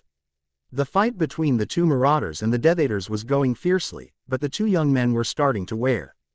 They had managed to incapacitate a Dethator, but the other 2 quickly revived him and the fight was back on. The Dethators were past trying to toy with them, and had moved on to using serious spells. Green beams were flying through the air as the 2 boys dodged and rolled however they could. That is when they noticed a gold cloud in the sky that started shooting beams of gold light out. The first 3 the 3 Dethators and the killing curses that were in the air faded to nothing as the 3 figures fell to the ground, their eyes glazed over in death. They continued to watch duller beams fall from the sky as the cloud started to lose its color. When everything had died down and eerie silence filled the air, there was only the cackle of fire in the background. Remus and Sirius stood up and looked around. They could see a building on fire, and all around they could see the unconscious forms of Dethators that had been moments ago attacking the village. They turned as they heard hurried footsteps coming down the road. "Boys, are you 2 okay?" Dumbledore asked as he came running down the road faster than any old should be able to. "We're okay, sir. We were just warning students and getting them up to the school when 3 of them attacked us. We were doing okay, but we started to tire. Then these beams of golden light came down from the sky and hit them. They fell over dead. I think all of them are dead. James and Lily are out there, too. They apparated out right after ordering me and Sirius to get all the students back up to the castle." Remus answered him, "Thank you, boys. You have done a great service. Get up to the castle and let Madame Pomfrey look you over. I will make sure to find Mr. Potter and Ms. Evans. Now off to the castle." Dumbledore quickly ushered them down the road, and he then continued down the road surveying the damage and the Dethators lying on the ground. Most of them were just unconscious, but Dumbledore found a few that were dead. They appeared to have died instantly as there was a surprised look on their faces. It wasn't the look of terror that normally accompanied the killing curse. Dumbledore was baffled at this. He only knew one curse, Besid's the killing curse that would kill a man instantly, and he didn't know a single person that could cast it, even himself. It was a bit of a legend. But how could anyone have done this? There were at least 20 Dethators that were unconscious or dead in the city. The first thing amiss he found was 2 piles of ash. Then he heard the crying. He looked up and he saw a red-headed girl on the ground holding the head of a body in her lap. He walked up to the girl and took in the situation. There were 6 dead bodies in a circle around the 2 of them, and Mr. Potter looked as if he had died, but Dumbledore could see the slight rise and fall of his chest. "Ms. Evans, what happened here?" Dumbledore calmly asked. "James and I decided to help distract the Dethators and we came up here to attack them. At first they only left 5 to take care of us. They thought it was just a few 4th years. James decided that we needed to get past them, because Remus and Sirius didn't have enough time to get everyone out. By the time we got here a lot had already entered the village. They left 3 groups to take care of us and the rest entered the city in a charge. Harry and I fired a spell, but it ended up destroying some stones and the debris overcame us." Lily paused for a minute, catching her breath. Lily then continued on. "When the debris cleared, the 6 Dethators we were fighting all shot killing curses at us. James then grabbed me and shouted a spell and a red dome of light covered us. I could see through it, and saw the 6 curses hit the sphere and the sphere absorbed all the curses.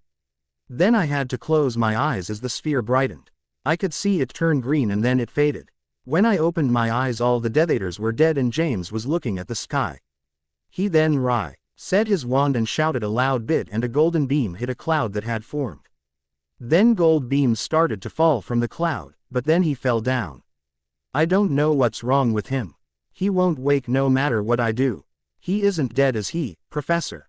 Lily asked as she broke down into tears. No, Ms. Evans, I don't think he is. I think Mr. Potter has overdone himself a bit. He should be okay after a good long rest and a few restorative potions. He just exerted himself a little too much. Now why don't you get up to the castle and see Madame Pomfrey? I will make sure that Mr. Potter gets there also. Now on with you. I wish to see the damage done before I return to the castle and thank you for all you and Mr. Potter have done. You shall be rewarded for your bravery. Dumbledore dismissed her. Reluctantly Lily left Harry lying there and started the long journey back up to the castle. Harry awoke to several voices around him. I don't think he will be awake for a while. He really overdid it. Honestly, he should be dead. The only thing I can think of is that he is so young that he was able to somehow live through it. There just isn't another explanation. A woman's voice said above him. Thank you, Poppy. I think that I will stay here for a little while just in case. And, I think you are going to need to let Ms. Evans in or you might need a new door. A voice that was clear. Lee Dumbledore said off to Harry's right. Harry heard the retreating footsteps of high heels on the stone floor and then, the slamming of the door to Madame Pomfrey's office. Harry tried to sit up and groaned. Ah, Mr. Potter, so you have awakened. I was afraid you would be out for a bit longer than that.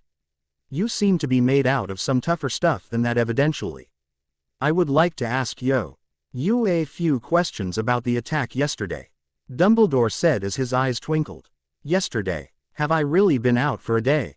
Harry asked groggily as he finally managed to sit up. Yes, I am afraid that you have been. But, back to the attack. What exactly happened yesterday after you felt the explosion in the Three Broomsticks? Dumbledore asked. Harry began to explain what he and Lily had done on the previous day. He conveniently forgot however the 2 spells he had used. It would have been hard to explain about the block he had. It would raise too many questions that he did not want to answer. Dumbledore was disappointed, but did not push the issue. Madame Pomfrey barely let Harry out on time for the feast. He had been in a hurry to leave ever since he had awoken. If James had been in here as much as she claimed he would be found out before long.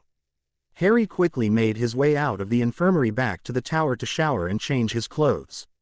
Harry took a quick shower and dressed and made his way down to the feast late. Harry entered the great hall, and everyone in the hall looked up at him and started to clap, excluding most of the Slytherins. Harry smiled though. He was happy to see that he hadn't missed the festivities. This was the second reason he didn't want to miss this night. It was going to be one hell of a hilarious night. Ah, yes, Mr. Potter. It is good to see that you are back with the rest of the school.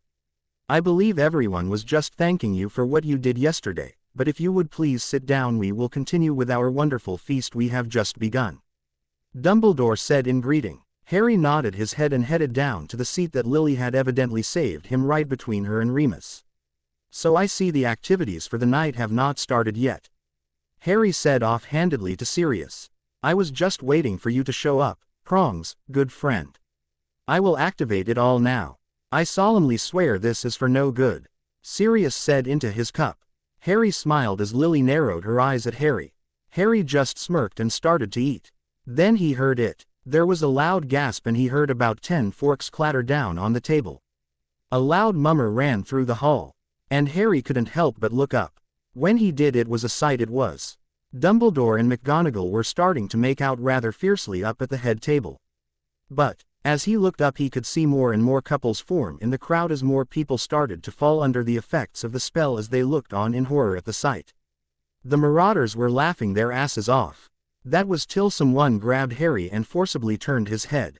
All of a sudden a face was shoved in his and Lily started to make out rather wildly with him. Harry started to try and fight her off. But she had too good of a grip on him. He could hear the laughter from the Marauders increase even more. Finally Lily had to stop and Harry managed to get a few words out before she continued. "Cancel this now," he hissed through his teeth. Harry saw Sirius shake his head before Lily's face was shoved back into his. After a good 3 or 4 minutes of this madness, Sirius Finn Ally counteracted the spell and fireworks started to go off in the air. They eventually formed the words, "The Marauders would like to wish the residents a happy Halloween." From Messrs. Mooney, Prongs, Padfoot and Wormtail. After the words had been in the air for a few minutes the words exploded into sparks and there was a bunch of giggling from all the girls and a few shouts from the males of the school. Dumbledore clapped his hands and stood up. "Thank you Messrs. Mooney, Prongs, Padfoot, and Wormtail. I am sure that you will be remembered long after you have left these halls, but if you are finished now can we please get back to our wonderful feast?"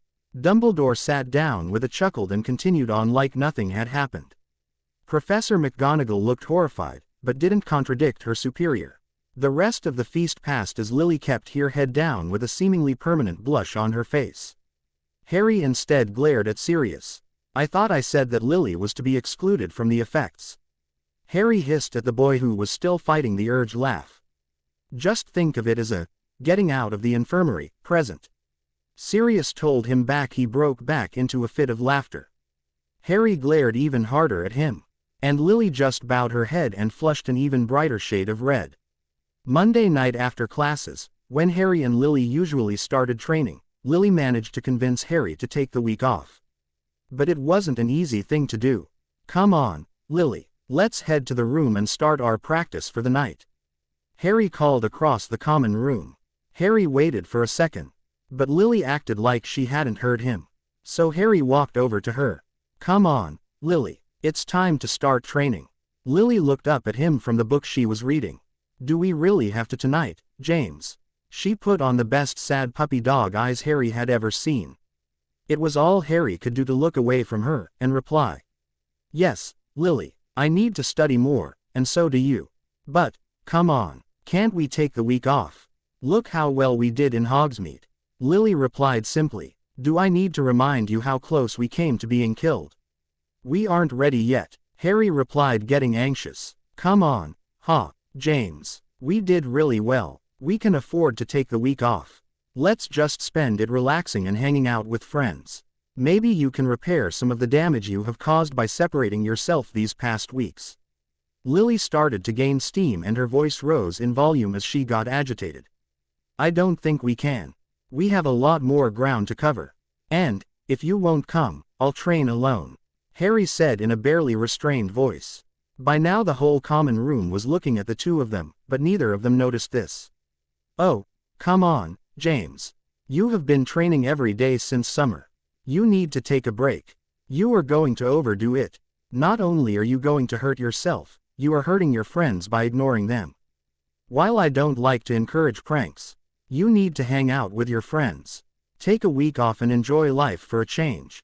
We are still in school for Pete's sake. Enjoy the little bit that is left of your childhood." Harry still didn't look convinced. So Lily started looking around for backup. "Sirius, help me out here." Sirius luckily came to her rescue. "She is right, mate. You should take a break. I'm sure a week off isn't going to hurt that much. You should just relax for a bit. Maybe you could spend a little quality time with a certain redhead," Sirius said, nudging Harry with his elbow. Harry blushed a deep red that would rival any Weasley. But he still didn't relent. "I still need more practice. Look what happened after the attack. I was out for a day. That just isn't acceptable." Harry didn't sound as convinced of himself, but still made the attempt. Lily gave him a meaningful look that said, "I know exactly why you were out for a day." Harry finally relented. "Fine, I will rest for 1 week. Then we go back to training." "That's great, mate. Do you think me and Remus might join the two of you? If it wasn't for those golden threads of light I don't think we would have made it," Sirius asked, slapping Harry on the back. Harry though for a moment, and then looked to Lily to see what she thought. Lily nodded at him and smiled. "Sure thing, Padfoot, you and Mooney are more than welcome to join us."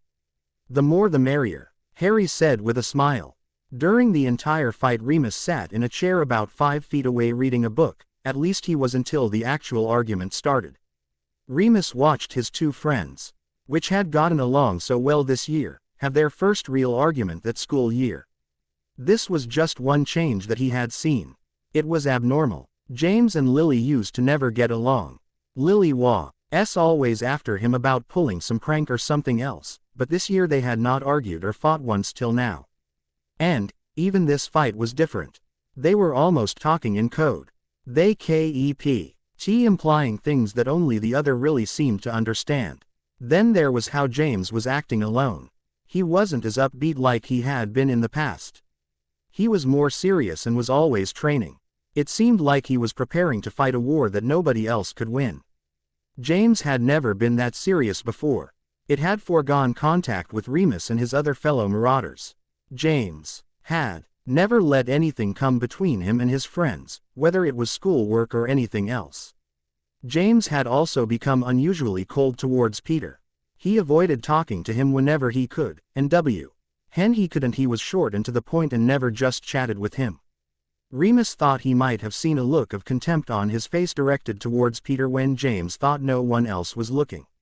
Remus quickly lost himself in his thoughts as he half-hearted listened to the argument like everyone else in the common room.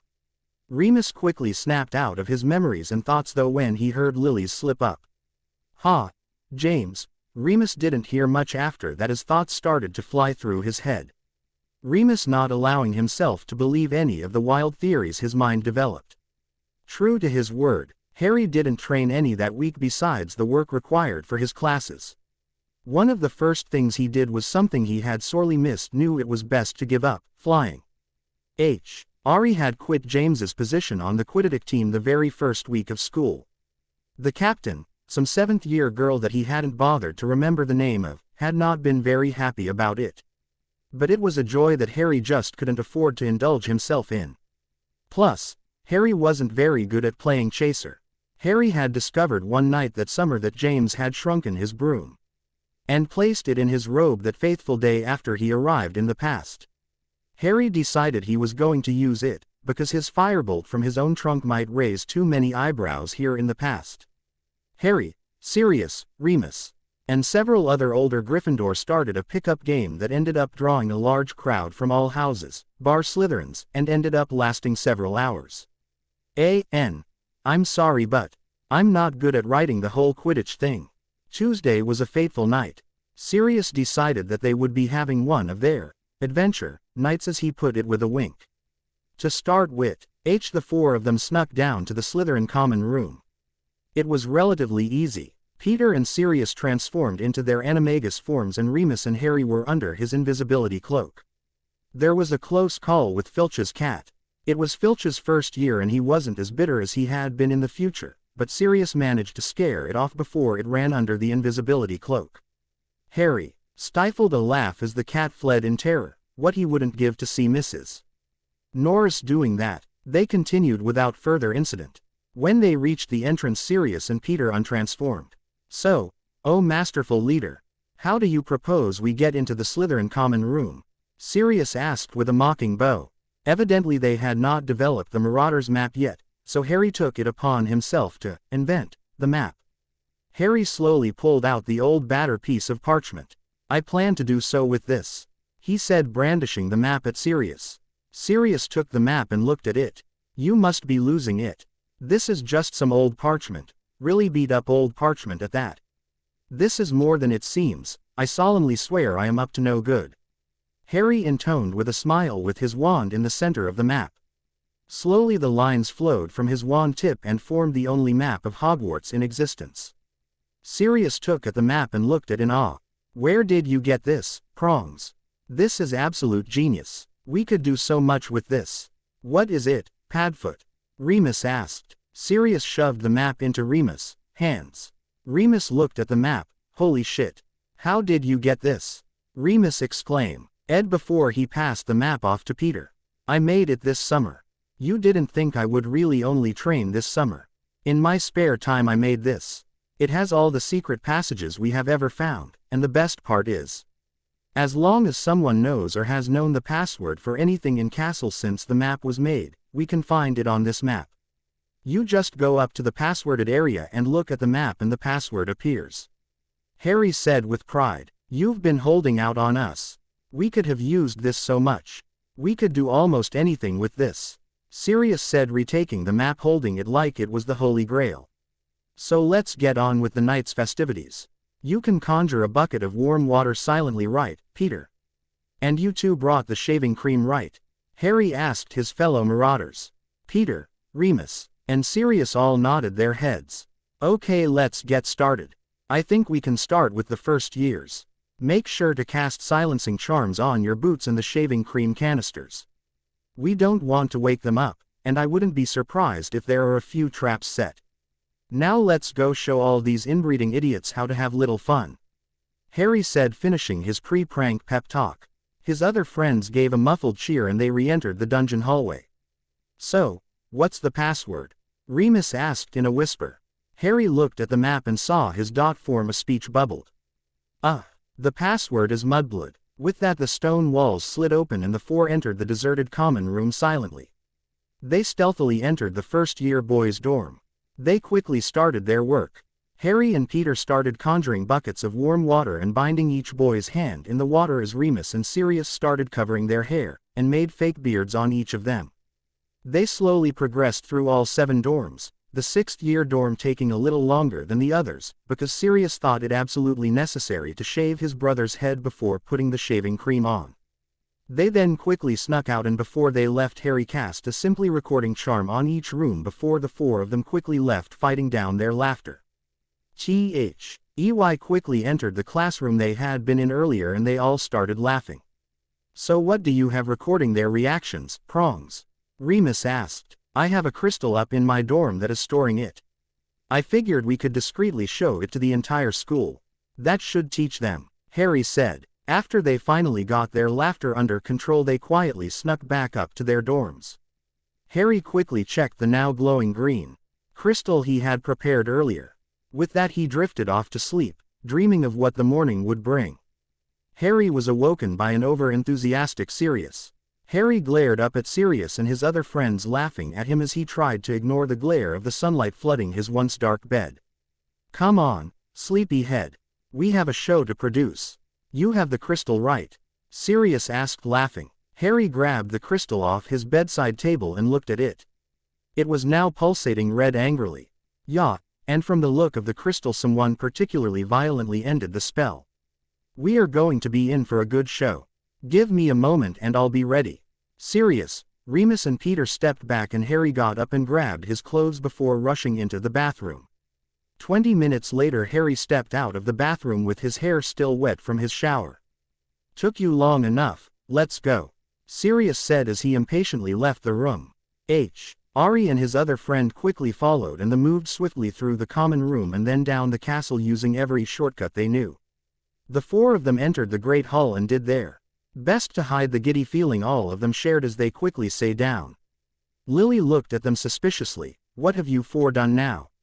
She hissed at Harry, who had sat down next to her. Nothing, Harry said with an evil grin on his face. Did you enchant the doors like you said you would, Prongs? Sirius asked once Lily had gone back to her meal. Harry nodded. All I have to do is tap the crystal and it will start to play. And I doubt anyone but Dumbledore could stop it before it is done. Sirius grinned and the 3 other marauders quickly joined him.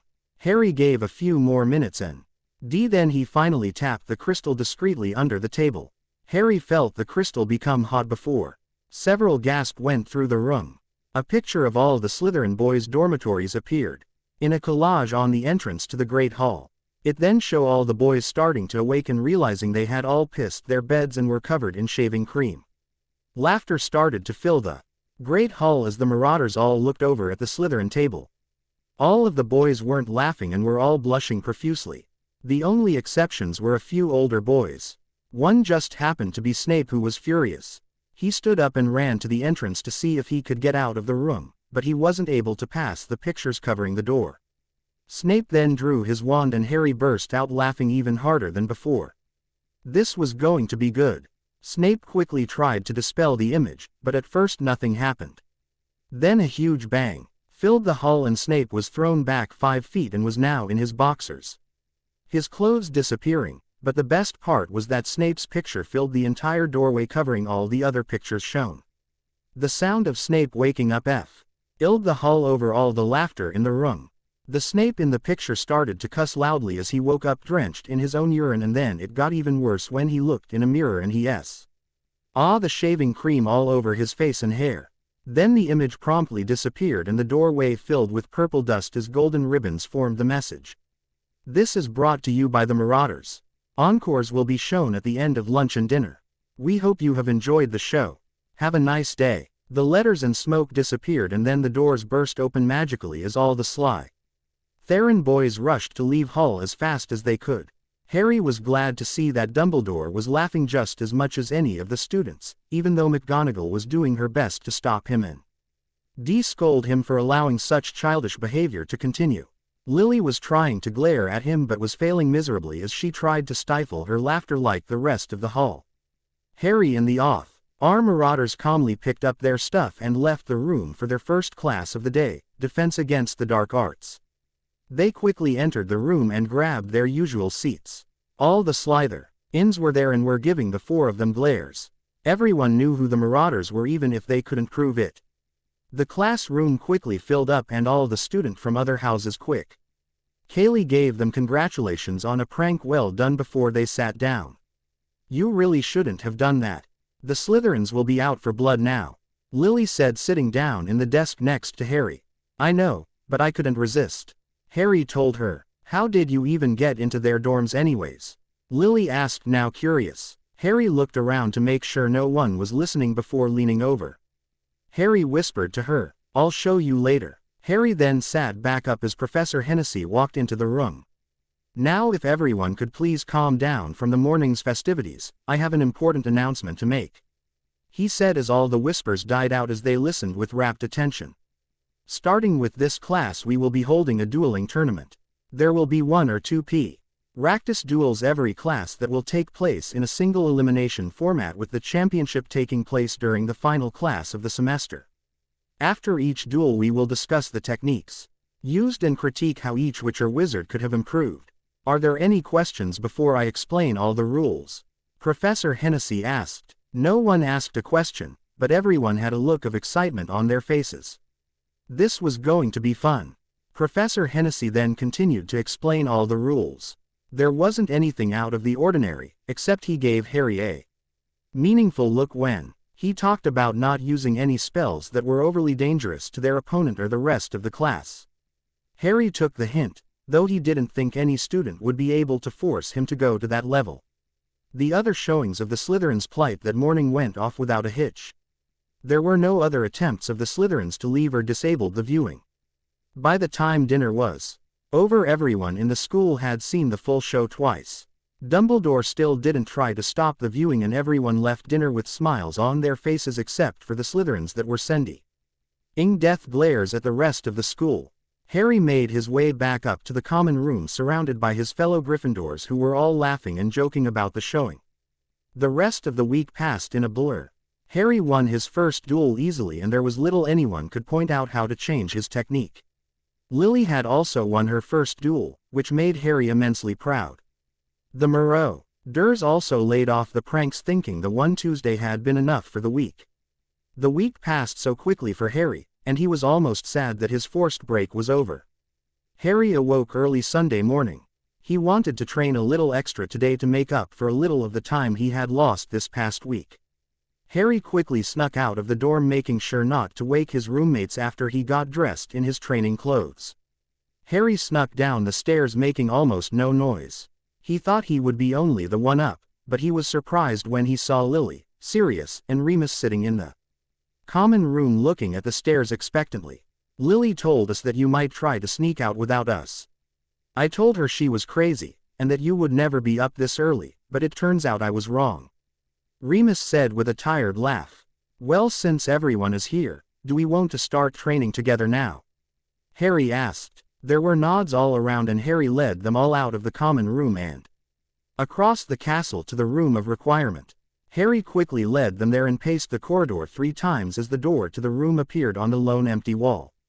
Remus and Sirius were surprised about the room. but quickly got over it as Harry started to drill them to see how far they were along, how much work they were going to need to catch up.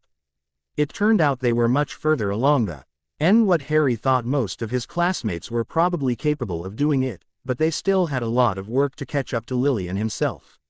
The next few weeks were quiet. There weren't any attacks in the paper, and Harry didn't have any interruption in his day-to-day life. It surprised him that the Slytherins hadn't tried anything, but his second duel with Snape of all people probably took care of that, since he had wiped the floor with the greasy git, literally. Remus and Sirius caught on quickly, and by the week after Thanksgiving would probably be caught up enough so Harry could get back to his normal training schedule. Their spells weren't quite as powerful as Harry's or even Lily's. She turned out to be more powerful than your average witch or wizard, but they would still be able to overcome most opponents. Even some of Voldemort's inner circle if it came down to it. Harry managed to make enough excuses again to pass up the monthly tromp through the woods and Hogsmeade, though Harry didn't miss the downcast look on Remus and Sirius' faces. As the end of November drew closer, Harry could almost feel the tension welling in the air, growing thicker every day. Harry could tell something big was going to happen on more than one front. Harry knew how Voldemort thought, and he wouldn't remain quiet much longer. Harry could also feel the tension among his friends. Peter was starting to get irritated with Harry giving him the cold shoulder and had taken to hanging out with some of the younger Gryffindors that looked up to him as a hero for being part of the Marauders. Remus was also suspicious of him. All the extra time they were spending together showed him that he still cared about them as friends, but there was still something strange going on. Where had he gotten all this power? Why had James and Lily's relationship changed so much? Those were just some of the questions that went through his mind, but he held his tongue. James hadn't shown anything but care for them, so he was content to continue observing. Harry saw these doubts and he knew he was going to have to explain everything soon to Remus. If not, there could be some unpleasant consequences, and many people might find out his secret. Harry would have to take care of that soon. Then there was Lily. She and Harry drew even closer. Harry tried to fight it, but sometimes when they were studying in the common room or library, he would find himself staring at her with a smile. He didn't always notice it, but every now and then Lily would look up and look into his eyes briefly before she looked down with a furious blush on her face. Harry didn't realize it, but he was starting to fall for her. The love that he had held for his mother as a son was slowly starting to turn into something much deeper, but Harry didn't see it. He just enjoyed her company and she his. Harry awoke on the 24th of November and he could almost feel the electric charge in the air. Something was definitely going to happen that day. With that ominous feeling in his stomach, he got ready for the day and left to meet Lily and his friends in the common room before heading down to breakfast. Harry awoke on the 24th of November and he could almost feel the electric charge in the air. Something was definitely going to happen that day. With that ominous feeling in his stomach, he got ready for the day and left to meet Lily and his friends in the common room before heading down to breakfast. Harry and Lily walked side by side with Sirius and Remus following them down to the hall. Despite the bad feeling Harry had, he couldn't help but smile at Lily as she was telling him about the charms essay she was working on. They slowly made their way down to the hall and entered.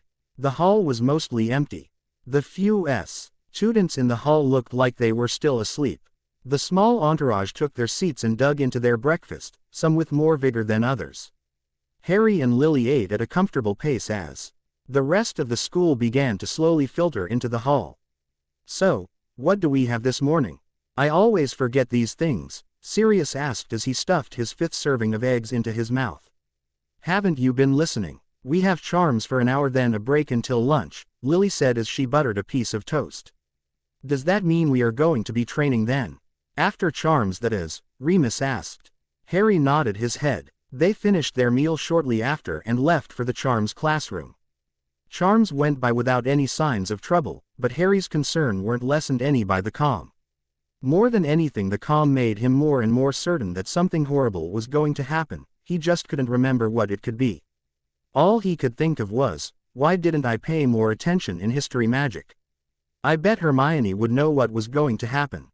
But these thoughts brought on the homesickness that he had felt at night lying in his bed trying to fall asleep.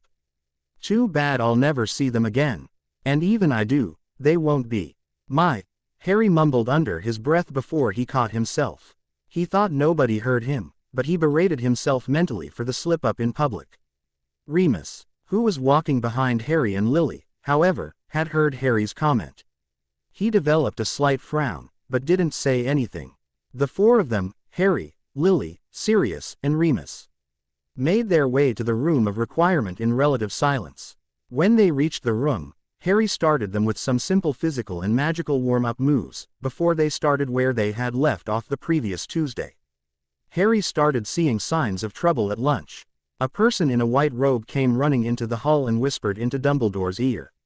Dumbledore jumped up from his seat, and with amazing agility for his age rushed out the doors of the Great Hall. The Auror, as Harry had guessed, followed quickly after. Harry frowned. So, I was right. I wonder what he is doing now. Harry thought, watching the Auror just exiting the Great Hall. Harry couldn't concentrate in class for the rest of the afternoon. He managed to lose 15 points in Transfiguration for hitting Sirius with a botched pig transfiguration. His partner was Lily, not Sirius, who ended up with just a tail, ironically. The whole gang, including Peter, was eating dinner when the night post owls swarmed into the hall. One swooped down and dropped an evening prophet in front of Sirius before flying back off out of the windows at the top of the hall. Sirius picked up the paper and scanned the front page when his face went completely white and dropped his fork. Harry heard several other people give a scream before fainting.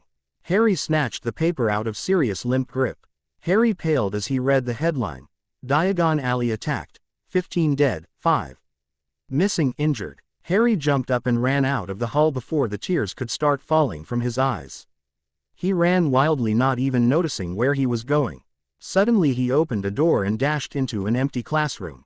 He collapsed against the far wall and started to cry and berate himself for not remembering something so horrible that monster had done. Lily watched Harry read the paper and then rush out of the hall. Lily turned to Sirius, confused. What was in the paper, Sirius? Why did he just run out of the hall like that? Diagon Alley was attacked. There were 15 dead and 5 are missing still or injured. I don't know why James would react like this though. It is a tragedy, no a massacre, but still this is unlike him, Sirius told her, shaking his head. Lily paled. She knew why it was affecting Harry so badly. We need to find him. Split up and try and get him to go back to the common room. Meet there in 30 minutes if you can't find him, Lily told them forcefully before leaving to fulfill her own orders. The three boys stood dumbstruck for a moment before they too rushed out of the hall. They split up and all went in different directions. Remus followed his nose. He slowly walked the erratic path that Harry had run without thinking. He eventually ended up on the 3rd floor at the entrance to an old classroom. He heard "So, me" one through the open door, sobbing and mumbling. Remus heard some of the words though. I have known. That monster. I wish Hermione. Why did I even get sent back if I can't do anything? That was all Emus got before he pushed the door open and walked in. What is going on, James? You have been acting strange since school started, maybe even since summer. I can understand you being upset about Diagon Alley, everyone is. But why are you acting like this? It's like you were from the future or something. Remus stopped though because Harry's head snapped up and stared in disbelief at Remus. Why would you say that? Harry asked him, stuttering. His face was still streaked with tears. Remus' eyes got big and asked in amazement, You aren't you? From the future, I mean. Harry was too only distraught to care at the moment and just nodded his head solemnly before trying to slump back down to the ground. He didn't get a chance to though. Remus launched himself at Harry, held him up against the wall with a hand grasping Harry's shirt. Who are you then, and what did you do with the real James? Remus said in a rage. Harry just whispered, he is dead, and I killed him. Remus dropped Harry in surprise. And he slid to the floor limp. UK, killed him, he stuttered before going back into a rage, hauling Harry back up, pinning him against the wall. Does this have something to do with why Lily gets along with you? Even though she all but despised James the last few years. Harry nodded. I had shown up in her room at the end of July. The next day I had just finished with a shower, when I heard her scream. I rushed to her room and saw a man with dark hair starting to rip her shirt off. Then I just lost control and I killed him. I should have just stupefied him. I mean T can't be right to just kill your own father, can it? I shouldn't even be here, should I? Harry looked up at Remus with a lost look. Remus had paled and stumbled back. James did that. Harry nodded. I can show you in a pensive. As long as we can find one, if you don't believe me. I believe you, but did you say father? Remus asked. Harry nodded. So, that is why, you look almost exactly like him, but who was your mother? Wait, your smell, and the real color of your eyes I can sometimes see. Your mother is Lily, isn't she? Remus said really quickly. Harry nodded somberly. Don't tell her, please. I haven't told her yet. I just wanted to get to know her before I told her. The time I am from I didn't have her or James. I don't even remember seeing them outside of photographs. So they were dead in the future, you mean? Remus asked, saddened at losing his best friend and learning even a fraction of the plight of his best friend's son. He could tell he wasn't lying. It was something he learned how to do with his werewolf senses. Harry nodded again. Then he started to tell Remus about his life up to that point. Remus' heart was torn apart as he heard about what had happened to this young man. Losing his parents at such a young age and growing up with his hateful Muggle relatives. Then, everything he went through during his years at Hogwarts. Dealing with Voldemort year after year. And then seeing his godfather murdered, which had torn Remus apart even more, and then his mentor a year later murdered by the boy that had been the Marauder's thrown in the side for many years. He also understood why Harry had been so cold towards Wormtail all year. By the time Harry had finished his story, Remus was also in tears. You couldn't have known Harry. We all fall asleep in bins, class. Even if you did remember. What could you have done? Harry nodded and dried his tears. I bet everyone is worried about me, aren't they? Harry said after a short period of silence. Remus dried his own tears and stood up. Yeah, they were expecting us back in the common room 40 minutes ago. They will probably think I found you, but we should probably get going. I also think we should tell Sirius some time, too. He will probably figure out eventually. Him and James were really close. The only reason I figured it out first is because of me being a werewolf. We'll see, but promise you won't tell Lily, not yet at least. Harry begged him. I promise I won't tell her, but you are going to have to eventually. The longer you wait the worse she is going to react. You should have told her immediately, Remus warned him. I'll tell her eventually. I just want to get to know her before she starts to ignore me, Harry said gloomily. I doubt she would just ignore you, but we really should be getting back now, Remus said. Thank you, Moony, Harry said quietly. Don't mention it, and don't even begin to think I blame you for killing James. I know you lost control, and I think James lost it after his parents were killed. Now stop stalling, we need to get back to the common room, Remus said, chiding him a bit. Harry nodded and silently followed Remus out the door and back to Gryffindor Tower. Lily pulled Harry to the side as soon as he entered. She whispered soothingly into his ear. Harry nodded and gave her a tight hug. She then backed up and gave him a quick peck on the lips.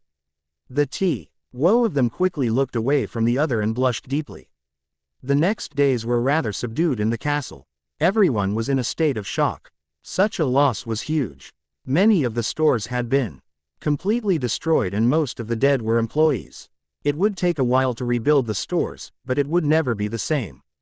The week after the attack, all the teachers took it moderately easy on all the students, giving them and themselves the time to grieve for such a loss. After the first week, things slowly returned to a relative state of normalcy, though it seemed a cloud of gloom hung over the castle.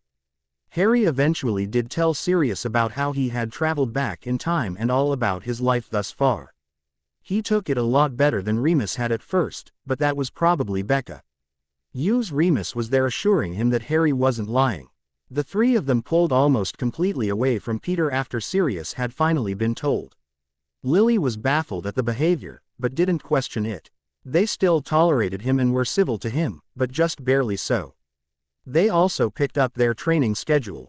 Lily and Harry no longer had to hide all the more dubious things they had learned the past summer. Remus and Sirius also picked up their training schedule. Now that they knew exactly what could happen someday, they finally understood why Harry was training so hard that year. The final weeks of the term went by in a blur of midterm exams and training. At last it was the Friday before they would be leaving for Christmas break. Okay, let's make sure we have this right. You, Remus, will be going home and be meeting me at the Leaky Cauldron the day after Christmas, Harry said. Remus nodded his head. Harry continued. Good. Then you, Sirius, will be doing whatever it is you do on your breaks and meet me Christmas Eve at the Leaky Cauldron so I can take you to the house. Sirius nodded, but spoke up before Harry could continue. Why can't you just tell us where it is, and we can apparate there instead?